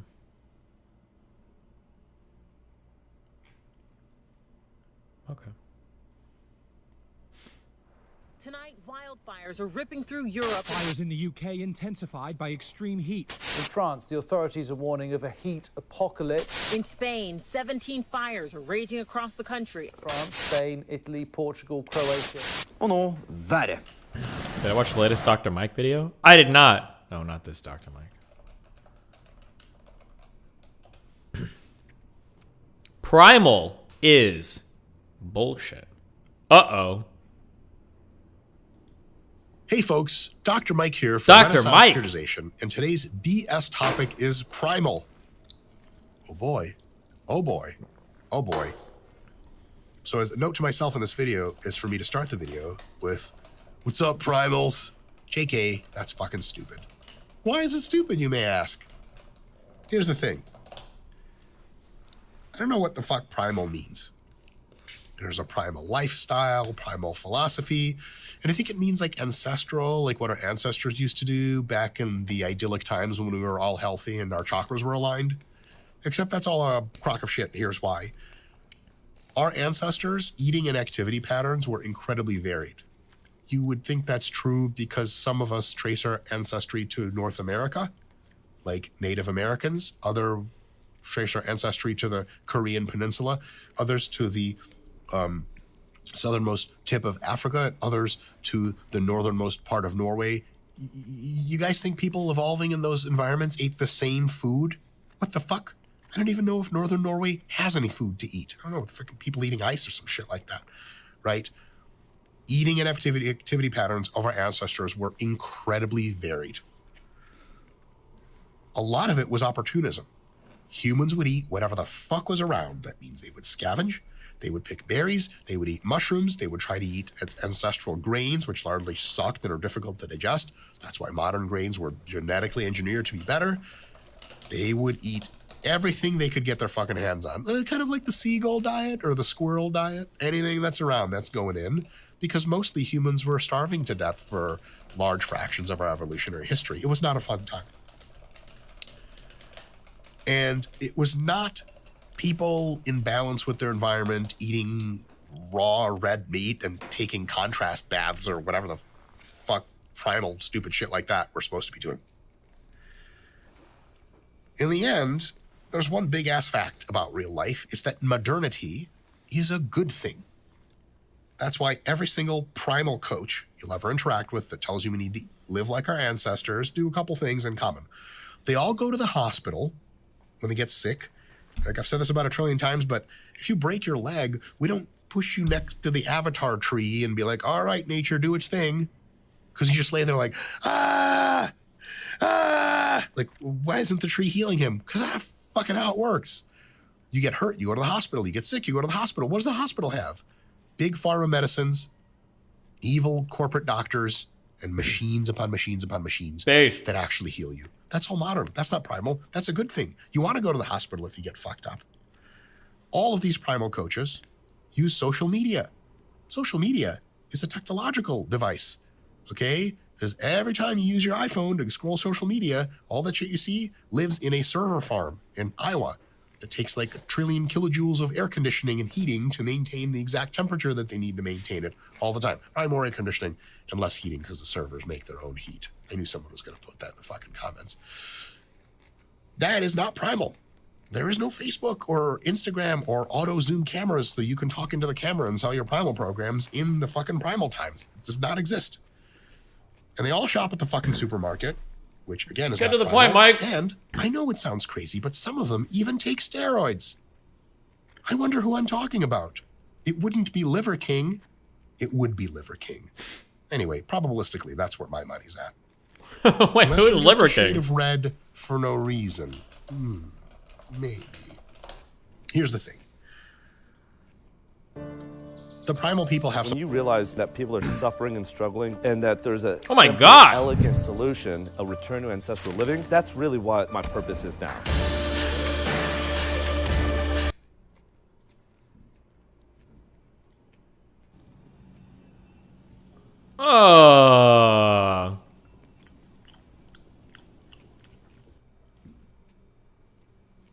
Thank you all. I know I said that I did. From a couple of hours.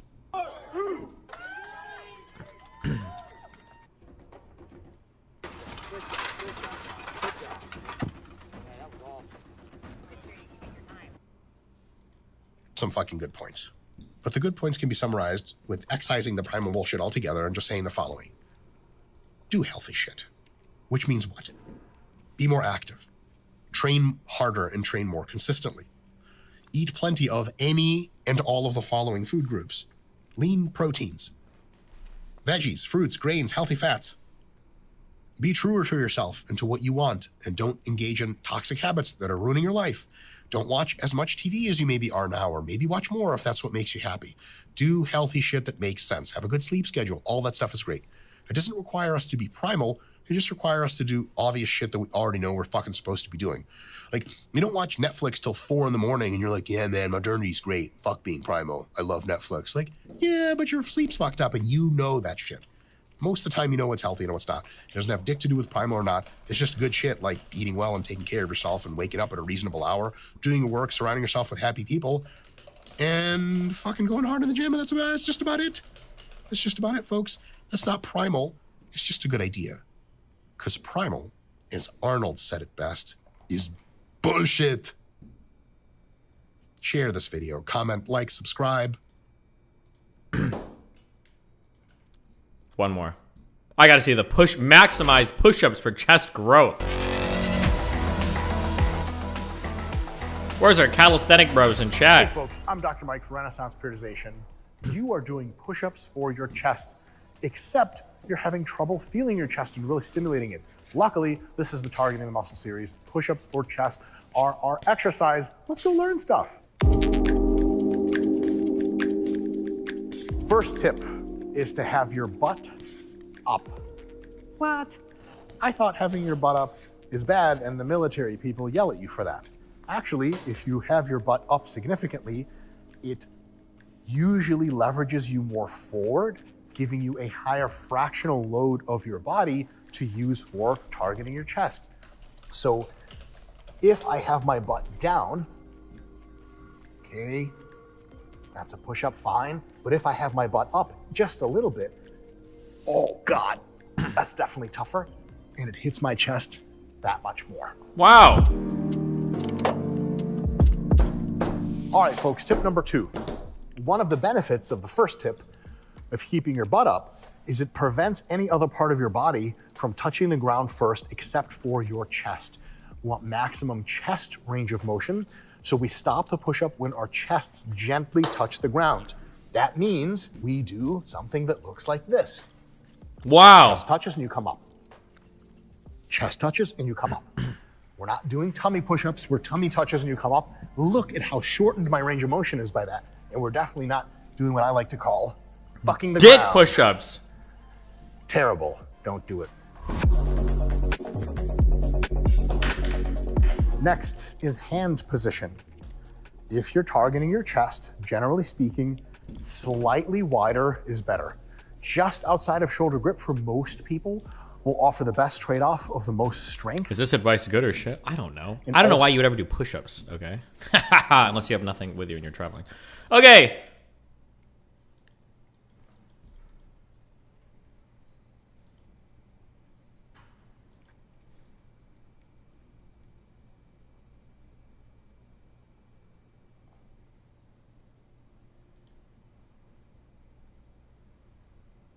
Why not?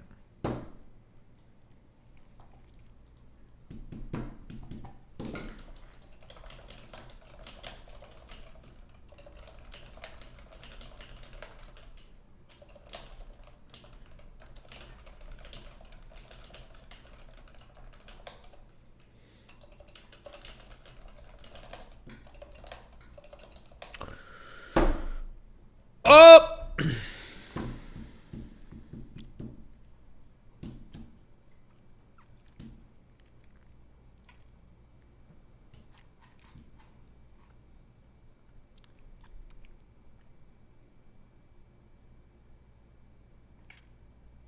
Don't want to fight with chat right now. I'm going to say it. Destiny is mad sus when it comes to lifting at girls. I don't believe he does either. What have I said about either topic that is controversial? Let me know. Biggie in YouTube chat. Go. Fuck it. You got 20 seconds. Type something. I'm curious. I don't think I say anything controversial about either of these topics, so...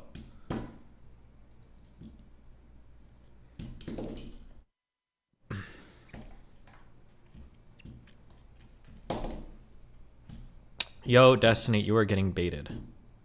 We were just checking if you read YouTube chat. Thanks, Threat Level M, for the tier 1 subber. You know what a Khalif is, right? Like Wiz Khalif, the rapper?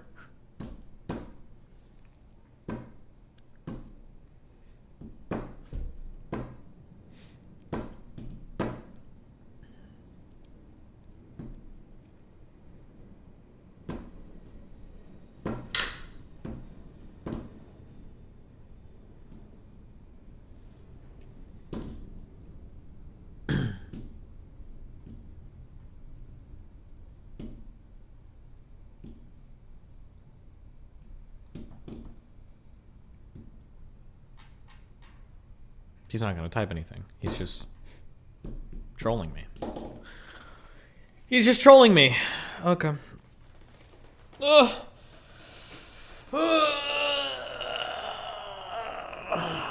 That's good. That's what I wanted.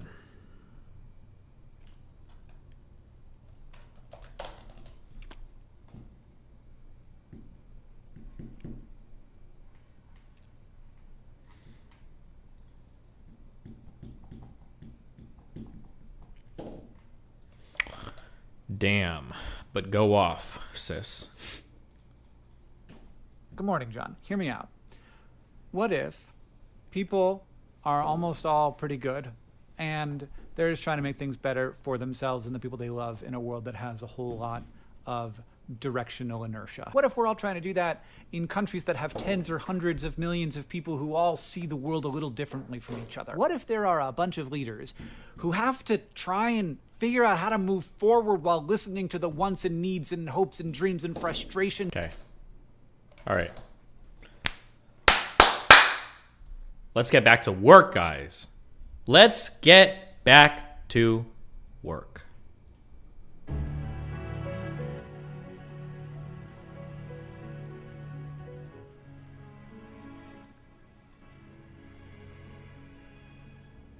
Destiny, I don't think my tono played. Good. I hope you got scammed. What did it say?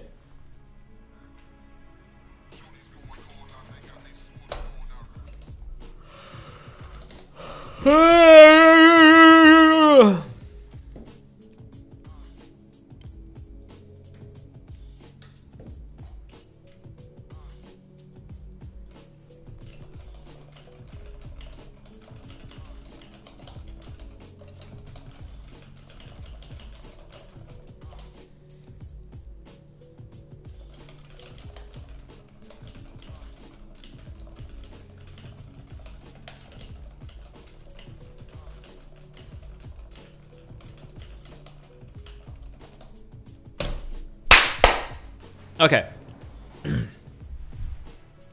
Oh man, fuck, it's so hard to restart a project. I'm doing it. Knock out a 900? Actually, you're right. We gotta knock out a 900 first. Let's go. Let's knock out a 900 first.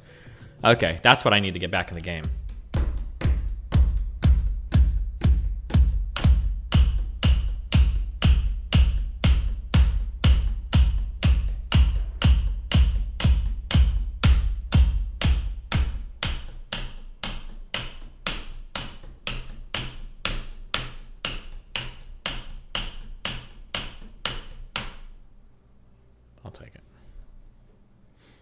I'll take it.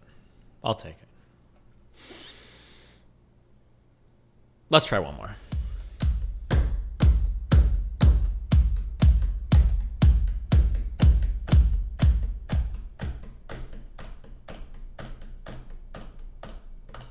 Oh, fuck! I missed it. Fuck me. I missed it. I fucked up. Okay, don't care. Alright, I'm done. Moving on. Okay.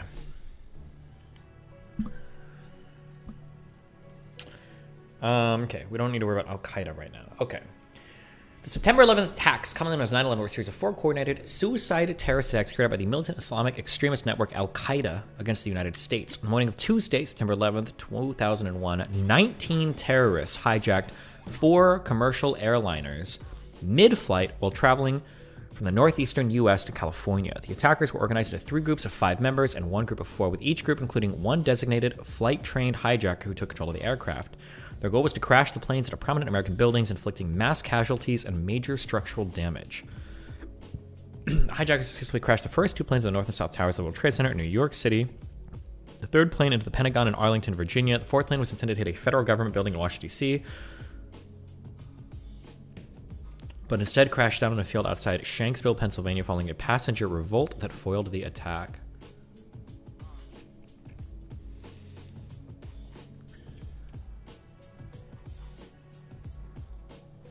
Hijackers in the September 11th attacks were 19 men affiliated with the militant Islamist group Al-Qaeda. They hailed from 4 countries. 15 of them were citizens of Saudi Arabia, 2 were from the UAE, 1 was from Lebanon, and 1 from Egypt.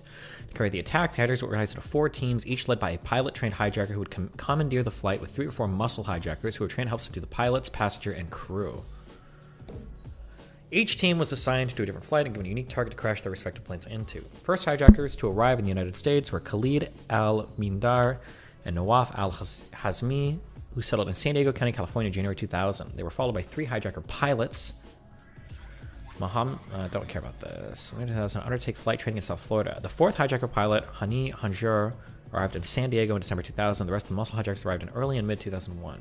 I wonder why they did flight training in the U.S. and not in Gulf states or whatever, or some whatever other countries they came from.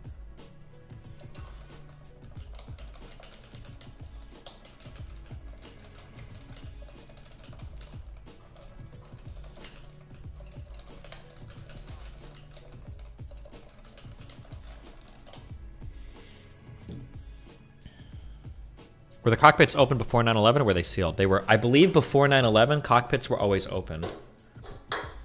We're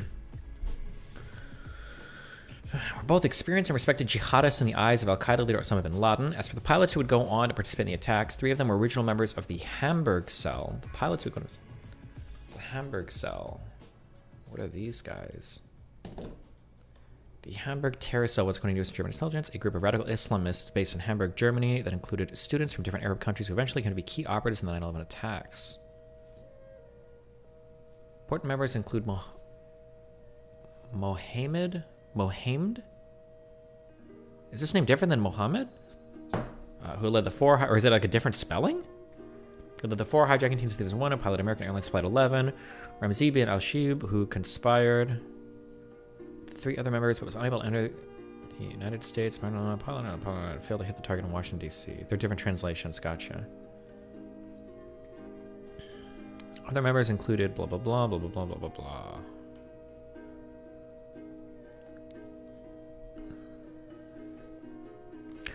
They formed the Secretive Hamburg Cell, which also included other minor participants in the 9/11 plot. They met together 3 or 4 times a week to discuss their anti-American and anti-Israeli views and to decide how best to fight for the cause. As late as 1990, the 4 core members of the group had intended to wage jihad in Chechnya, where Islamic jihadists were rebelling against Russia.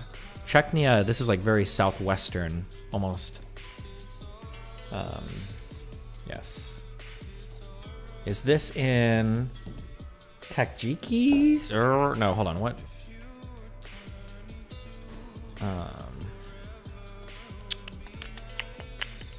I always get all these like countries mixed up near Georgia. It's, oh no, this is a region in Russia. I'm sorry.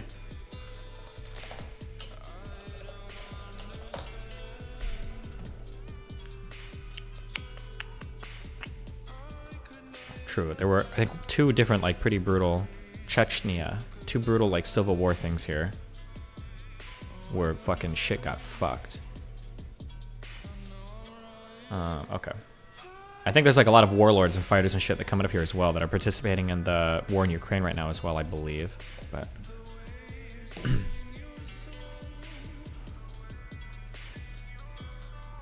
Chechnya has a bunch of terrorism and separatist tendencies and a bunch of fighting there all the time. Yeah, it's pretty insane. Yeah.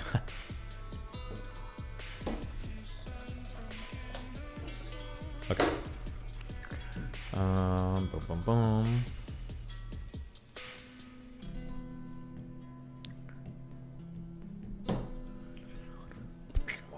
For okay, sorry. According to chance meeting, the Germany caused a group to travel to Afghanistan instead. A chance meeting on a train caused an individual named Khalid al-Mallah approached bin Jesus, because there were Arabs with beards. Bin al-Shib thinks it's from a conversation about jihad in Chechnya.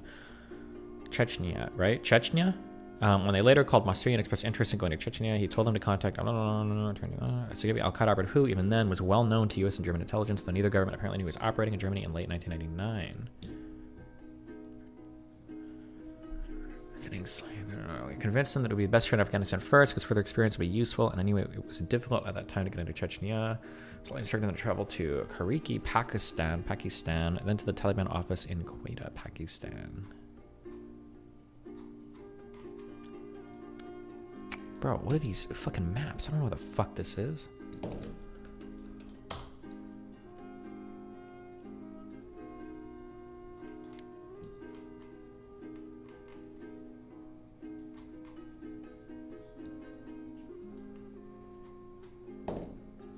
It's up here. Closer to the capital, I guess. Huh?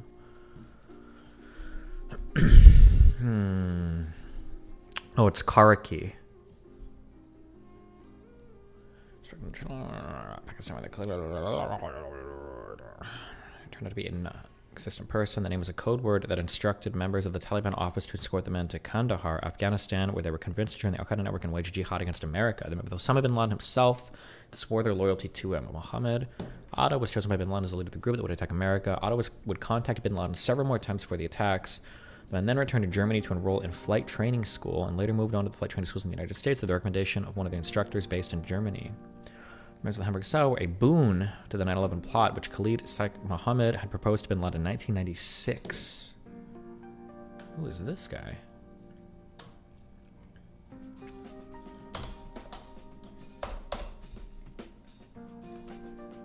Known by at least 50 pseudonyms. Holy shit, an actual schizo poster.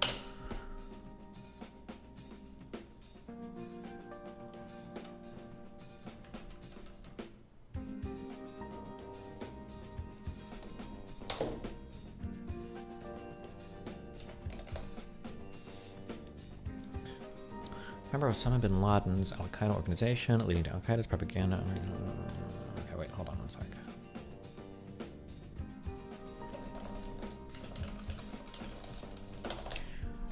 Instagram filters in 2001? True.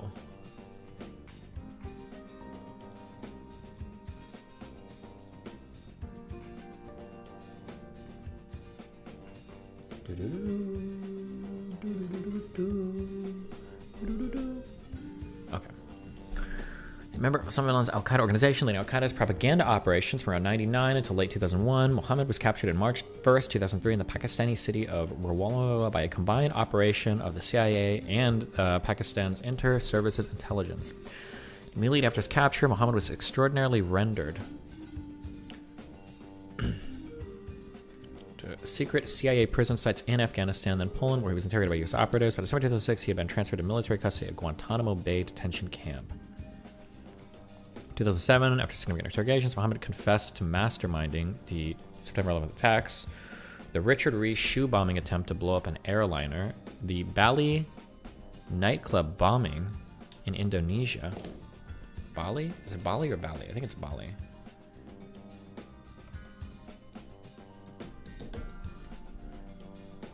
Murder of Daniel Pearl, various foil attacks, as well as numerous other crimes.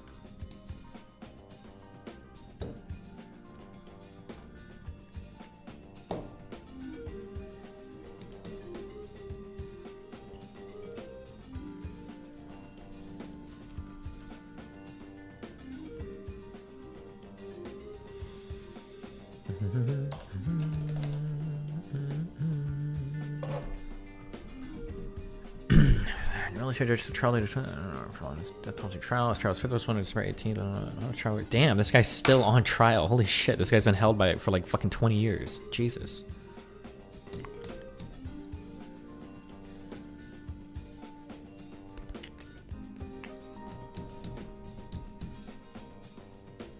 The first hijack plan that Mohammed presented to the leadership of Al-Qaeda called for several airplanes on both east and west coast to be hijacked and flown into targets. This plan evolved from an earlier foiled plot known as the Bojinka plot. Ooh, interesting. Mohammed traveled to the Philippines in '94 to work with his nephew Ramzi Youssef on the Wajinka plot, a Manila-based plot to destroy 12 commercial airliners flying routes between the U.S., East Asia, and Southeast Asia. The 9/11 Commission report says that this marked the first time KSM took part in the actual planning of a terrorist operation. Using airline timetables, Khalid Sheikh Mohammed and Ramzi Youssef devised a scheme whereby 5 men could in a single day board 12 flights, two each for 3 of the men, 3 each for the other 2, assemble and deposit their bombs and exit the planes, leaving timers to ignite the bombs up to several days afterwards.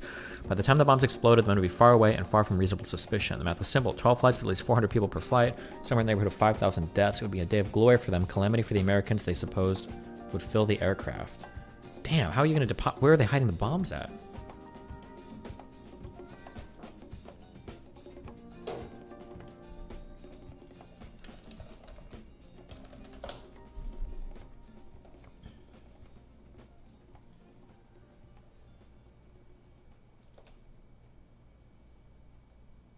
Don't forget that I've got like conspiracy. The sad thing about the conspiracy theorists in chat who are like, I see the Shutter Island guy, like everybody's like, oh, after you research this, I hope you're going to be red pill, blah, blah, blah. Is that if I like, when I do all the homework and all the reading, and if it ends up being at the end that like everything is like pretty easy to explain, it's just going to be like, oh, well, you just believed in cuck sources anyway, but you know, whatever.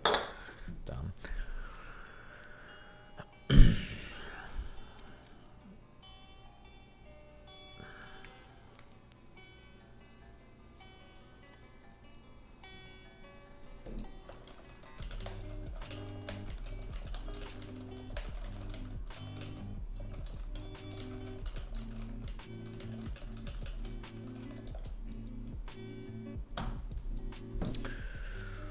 Okay, so Bojinka plans included renting or buying a Cessna, packing it with explosives, and crash landing it into CIA headquarters with a backup plan to hijack the 12th? Is it really 12th? Is that how that word is spelled? The 11th, the 12th. That's wild. The backup plan to hijack the 12th airliner in the air and use that instead. The information was in detail to the U.S. at the time. Citation needed. Engaged in a test of a bomb on Philippine Airlines Flight 434 using only about 10 seconds supposed to be used. The test resulted in the death of a Japanese national on board a flight from the police ram. Mohammed conspired with Youssef in the plot. Citation needed. Khalid Sheikh Mohammed was indicted on terrorist charges in the United States for his alleged involvement in Operation Bojinka. Was subsequently placed in October. Interesting.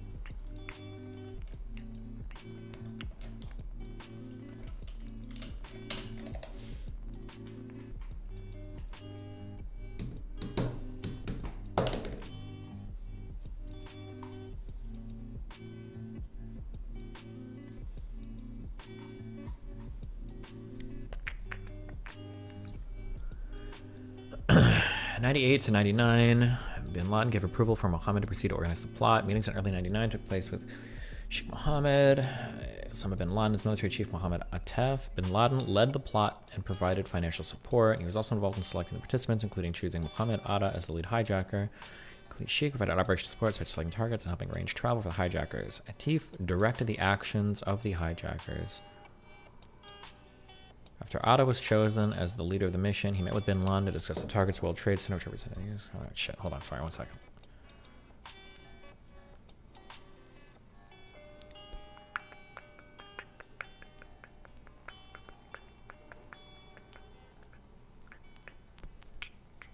Sorry, hold on.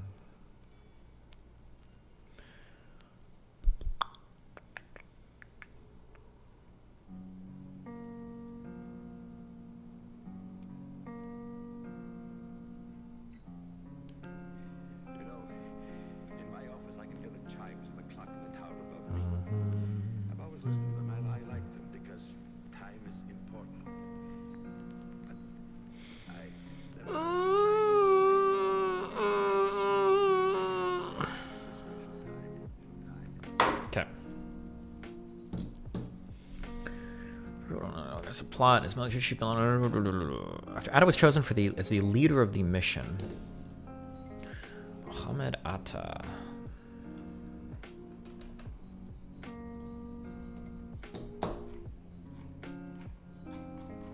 He's probably an important dude. We should have this guy written down.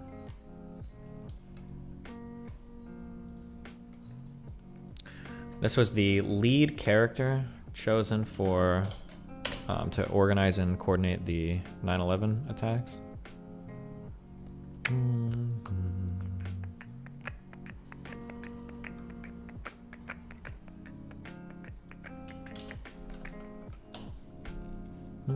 Wait, what? Stop.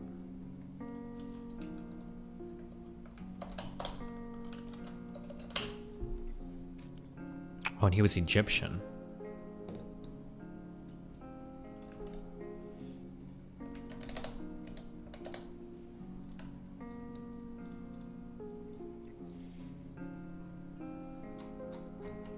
Okay, sorry. Operational support. So just selecting targets, helping range travel for the hijackers. Atef directed the actions of the hijackers. After Atta was chosen for the leader of the mission, he met with Bin Laden to discuss the targets. The World Trade Center, which represented the U.S. economy, the Pentagon, a symbol of the U.S. military, and the U.S. Capitol, the perceived source of U.S. policy in support of Israel. The White House is also on the list, as Bin Laden considered a political symbol and wanted to attack it as well. If any pilot could not reach his intended target, he was to crash the plane. According to testimony by Philip Zelikow, Bin Laden was motivated by desire to punish the U.S. for supporting Israel and wanted to move up the attack date. Mohammed argued for ensuring the teams were prepared. Bin Laden allegedly told KSM would be sufficient simply to down the planes and not hit specific targets. KSM stood his ground, arguing that the operation would not be successful unless the pilots were fully trained and the hijacking teams were larger. In a 2002 interview with Al Jazeera journalist Yasri Fouda, Mohammed admitted that he and Ramzi bin al-Shibi were involved in the Holy Tuesday operations. Holy Tuesday operation was the terrorist code name for the 9/11 attacks, and the attacks actually did take place on a Tuesday. KSM, however, disputes this claim via his personal representative. I never stated to the Al Jazeera reporter that I was the head of the Al-Qaeda military committee. April 2002 interview with Al Jazeera, correspondent described the preparation of 9/11 attacks, said that the first thought of striking at a couple of nuclear facilities in the U.S., but then it was eventually decided to leave out nuclear targets for now.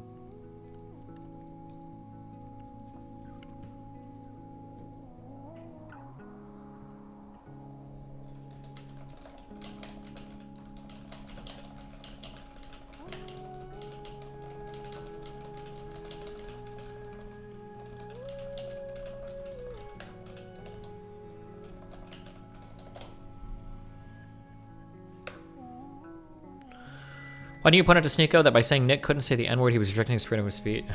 Yeah, good one. Okay. We don't need to be that edgy. Okay, KSM. Okay, Hamburg cell. Many Al-Qaeda members lived in the Hamburg apartment. Very tired. All 29 men listed. The apartment is a home address, while Mohammed Atta's name was on the lease.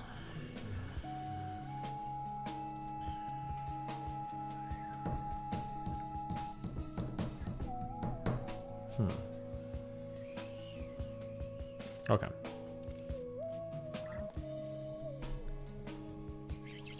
Following their training at Al-Qaeda training camps in Afghanistan, they were chosen by Bin Laden and Al-Qaeda's military wing due to their extensive knowledge of Western culture and language skills, increasing the mission's operational security and its chances for success. The fourth intended pilot, Ramzi bin al-Shib, member of the Hamburg, it's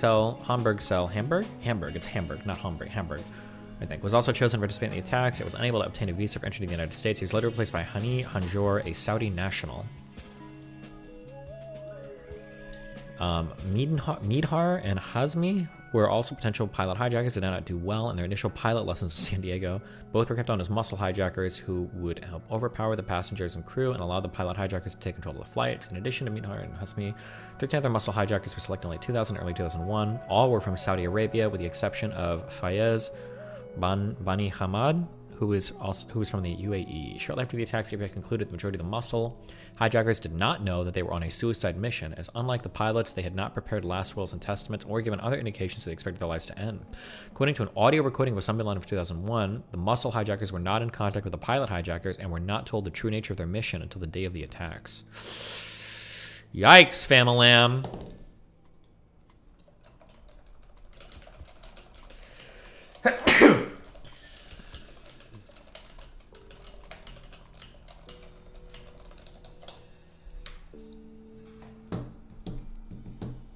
Oh, look, 33-year-old hijacker. One of them. See? 33 is still young. Young enough to make a difference in a video game.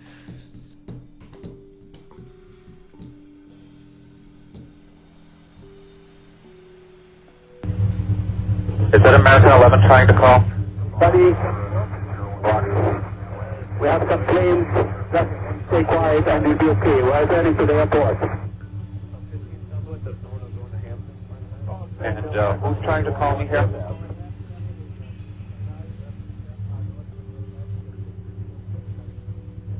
American 11, are you trying to call? Nobody move.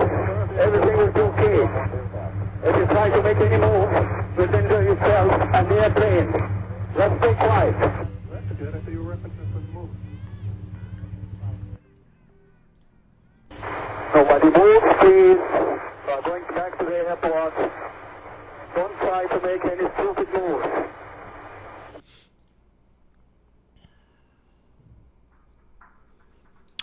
Two flight attendants called the American Airlines reservationist during the hijacking. Betty Ong reported the 5 hijackers come from first-class seats. Flight attendant Amy Sweeney called a flight services manager looking to drive them as Middle Eastern. She gave the staff the seat numbers, and they pulled up the ticket credit card information of the hijackers identifying Mohammed Atta. Atta?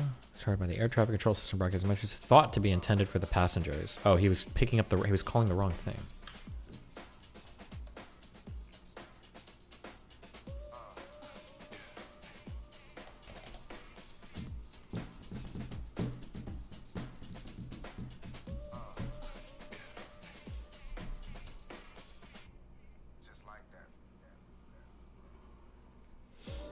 Jesus. Two hijackers were identified by clerks as having bought single first-class tickets for Flight 77 from Advanced Travel Service in Totowa, New Jersey with $1,800 in cash. Can somebody explain to me how this worked? When people will say, like, a flight attendant on Flight 77 used a cell phone to call her mother in Las Vegas. How can you use a cell phone in the air? This is actually the one thing that I've never understood. Do they work on some flights? Or do they have special phones for flight attendants? She said her flight was being hijacked by 6 individuals who moved under the rear of the plane.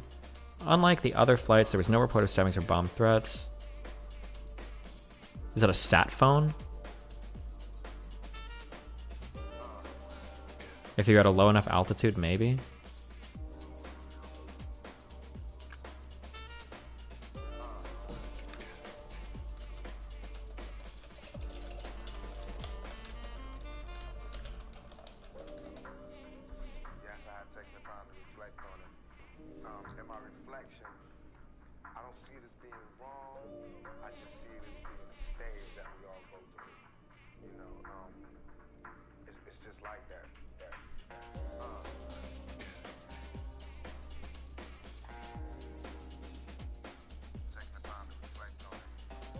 Turn off your televisions. All the terrorism that you see on the news is our government or the deep state. It's Israel's Mossad and our CIA at the heart of it.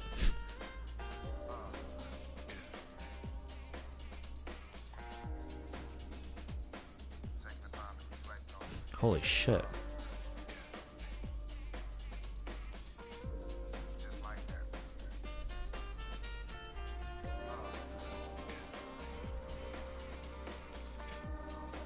Hold on one second.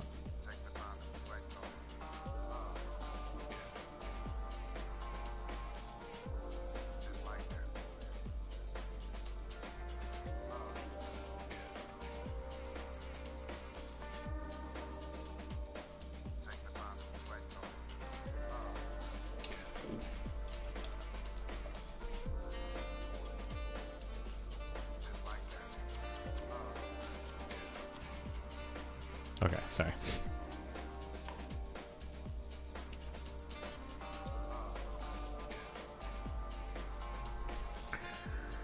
When I placed phone calls to the authorities, United Airlines, and their family members, 37 phone calls were placed from onboard flight 93 between 1999 and 35 of these calls were made on the airphones located on the backs of seats in the last 9 rows of the plane. Credit card records reveal the time of the call, airphone caller's name.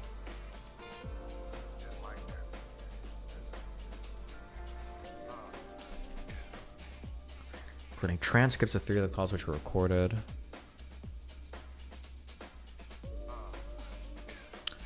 One of the conspiracies is that phones in 2001 weren't able to make calls. It's just flat out not true. Well, I don't think you can make a cell phone call from a flying plane. Hold on. Wait. Stop. Hold on. If you say retarded shit, you're getting permabanned. I don't think there was Wi-Fi on airplanes in fucking 2001. I do know that some planes, I think, had satellite phones, because I know that in very early planes there were phones in the backs of the seats. But I didn't fly on planes back then, so I don't know when the first flight I took was.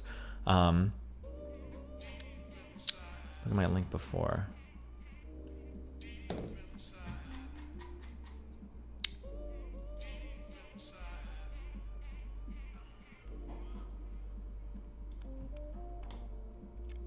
Hold on. If you're typing also random conspiracy shit in my YouTube chat, I also permaban you from chat, just to let you know. Because I know there's like a lot of fucking retard Fuentes fans that are like lurking around. I think I just hit like 10 people, so nice. Did it say at what altitude? I assume it's possible at lower altitudes. I think I don't know if I don't know if cell phones from a plane have to do with altitude or speed. I think if you're going too fast, I don't know if you'll be able to.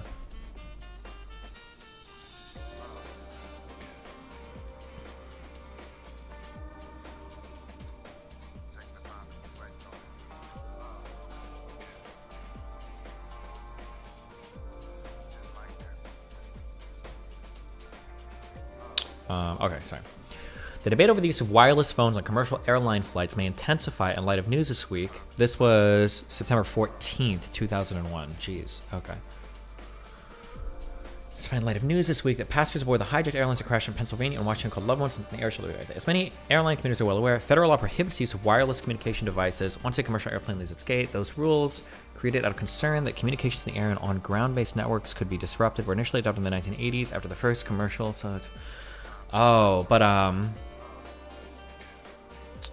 Bro, they have been Wi-Fi in business and first class since 1996. Wait. Did Wi-Fi even exist in homes in 1996?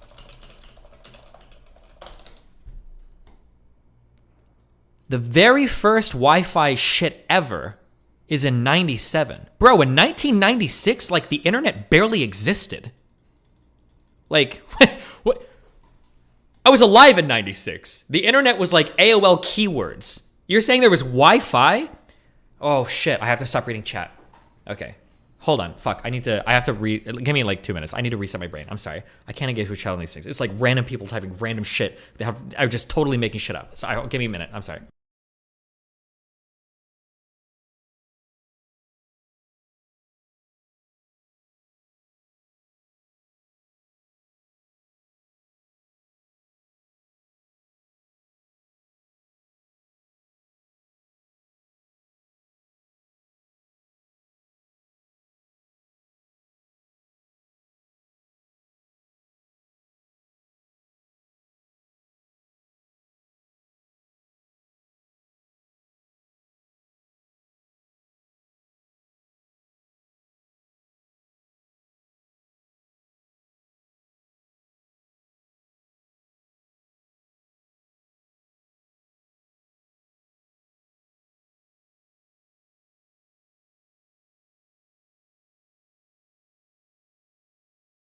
LLL. Just kidding. He wins.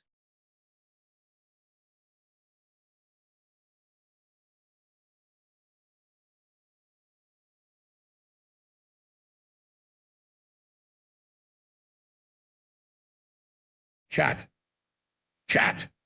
We all know who really did 9/11. It was those damn dinosaurs from the East.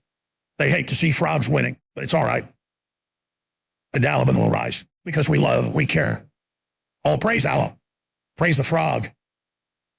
In frogs, we believe.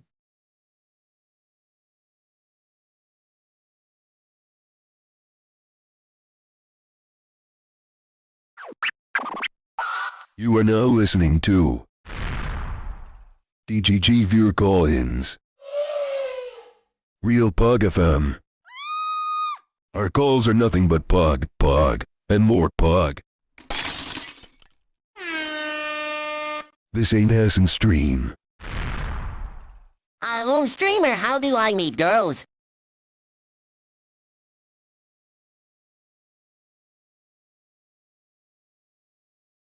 For the love of God, how do I cancel this membership? Ye boy, Destiny. Destiny.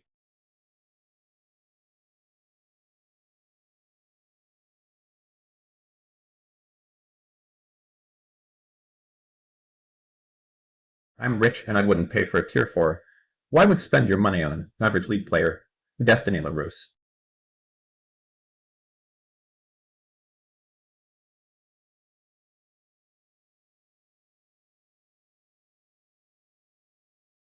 You're a loser. Play games with Lilipichu already.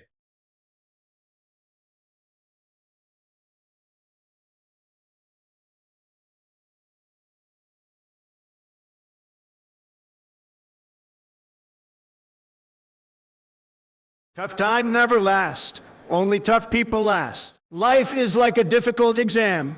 Most fail because they copy from other, while in face, everyone has a different exam. Blooby booby bub. Live your best life. Oh!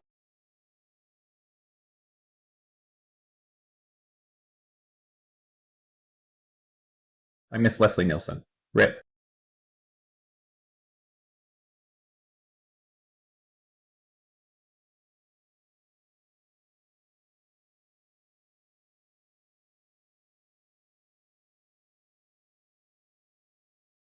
Wrap this people turkey, wrap this turkey, posters will rise.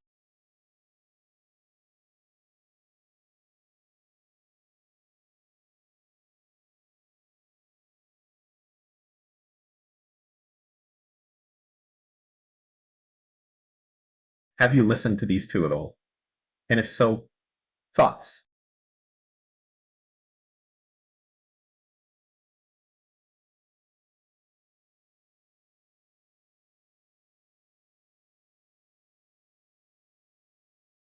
Hello. Can you please talk about Cuba? I'll be happy to talk to you. I believe a good future for a free Cuba depends on people like you. Thank you.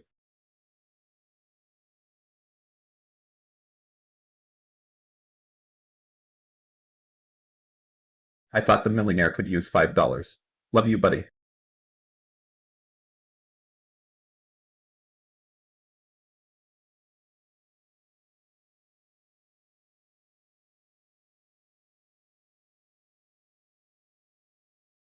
I am a bit late here today. Were you planning on watching that video on stream for research purposes? The one Sneeko recommended, I forgot the name.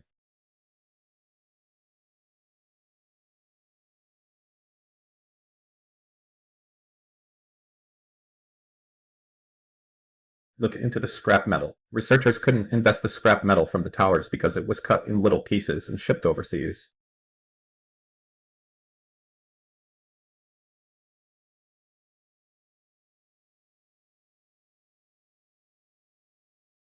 I come to chat to shitpost and it's been in submod all day, fuck you.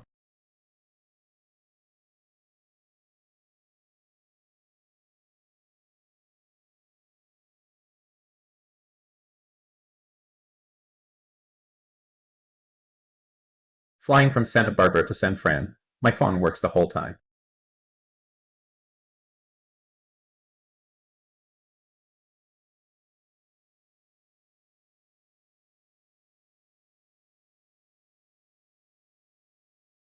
Bing bing wahoo.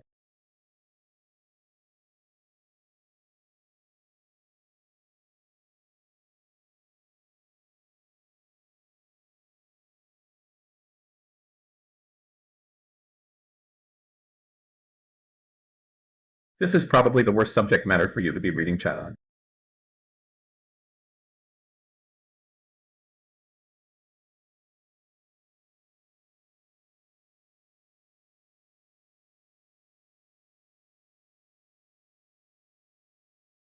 No. No. No.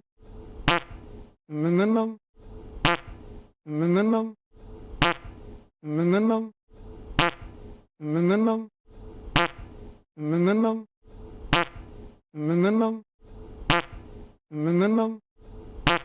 No. No. No. O B E M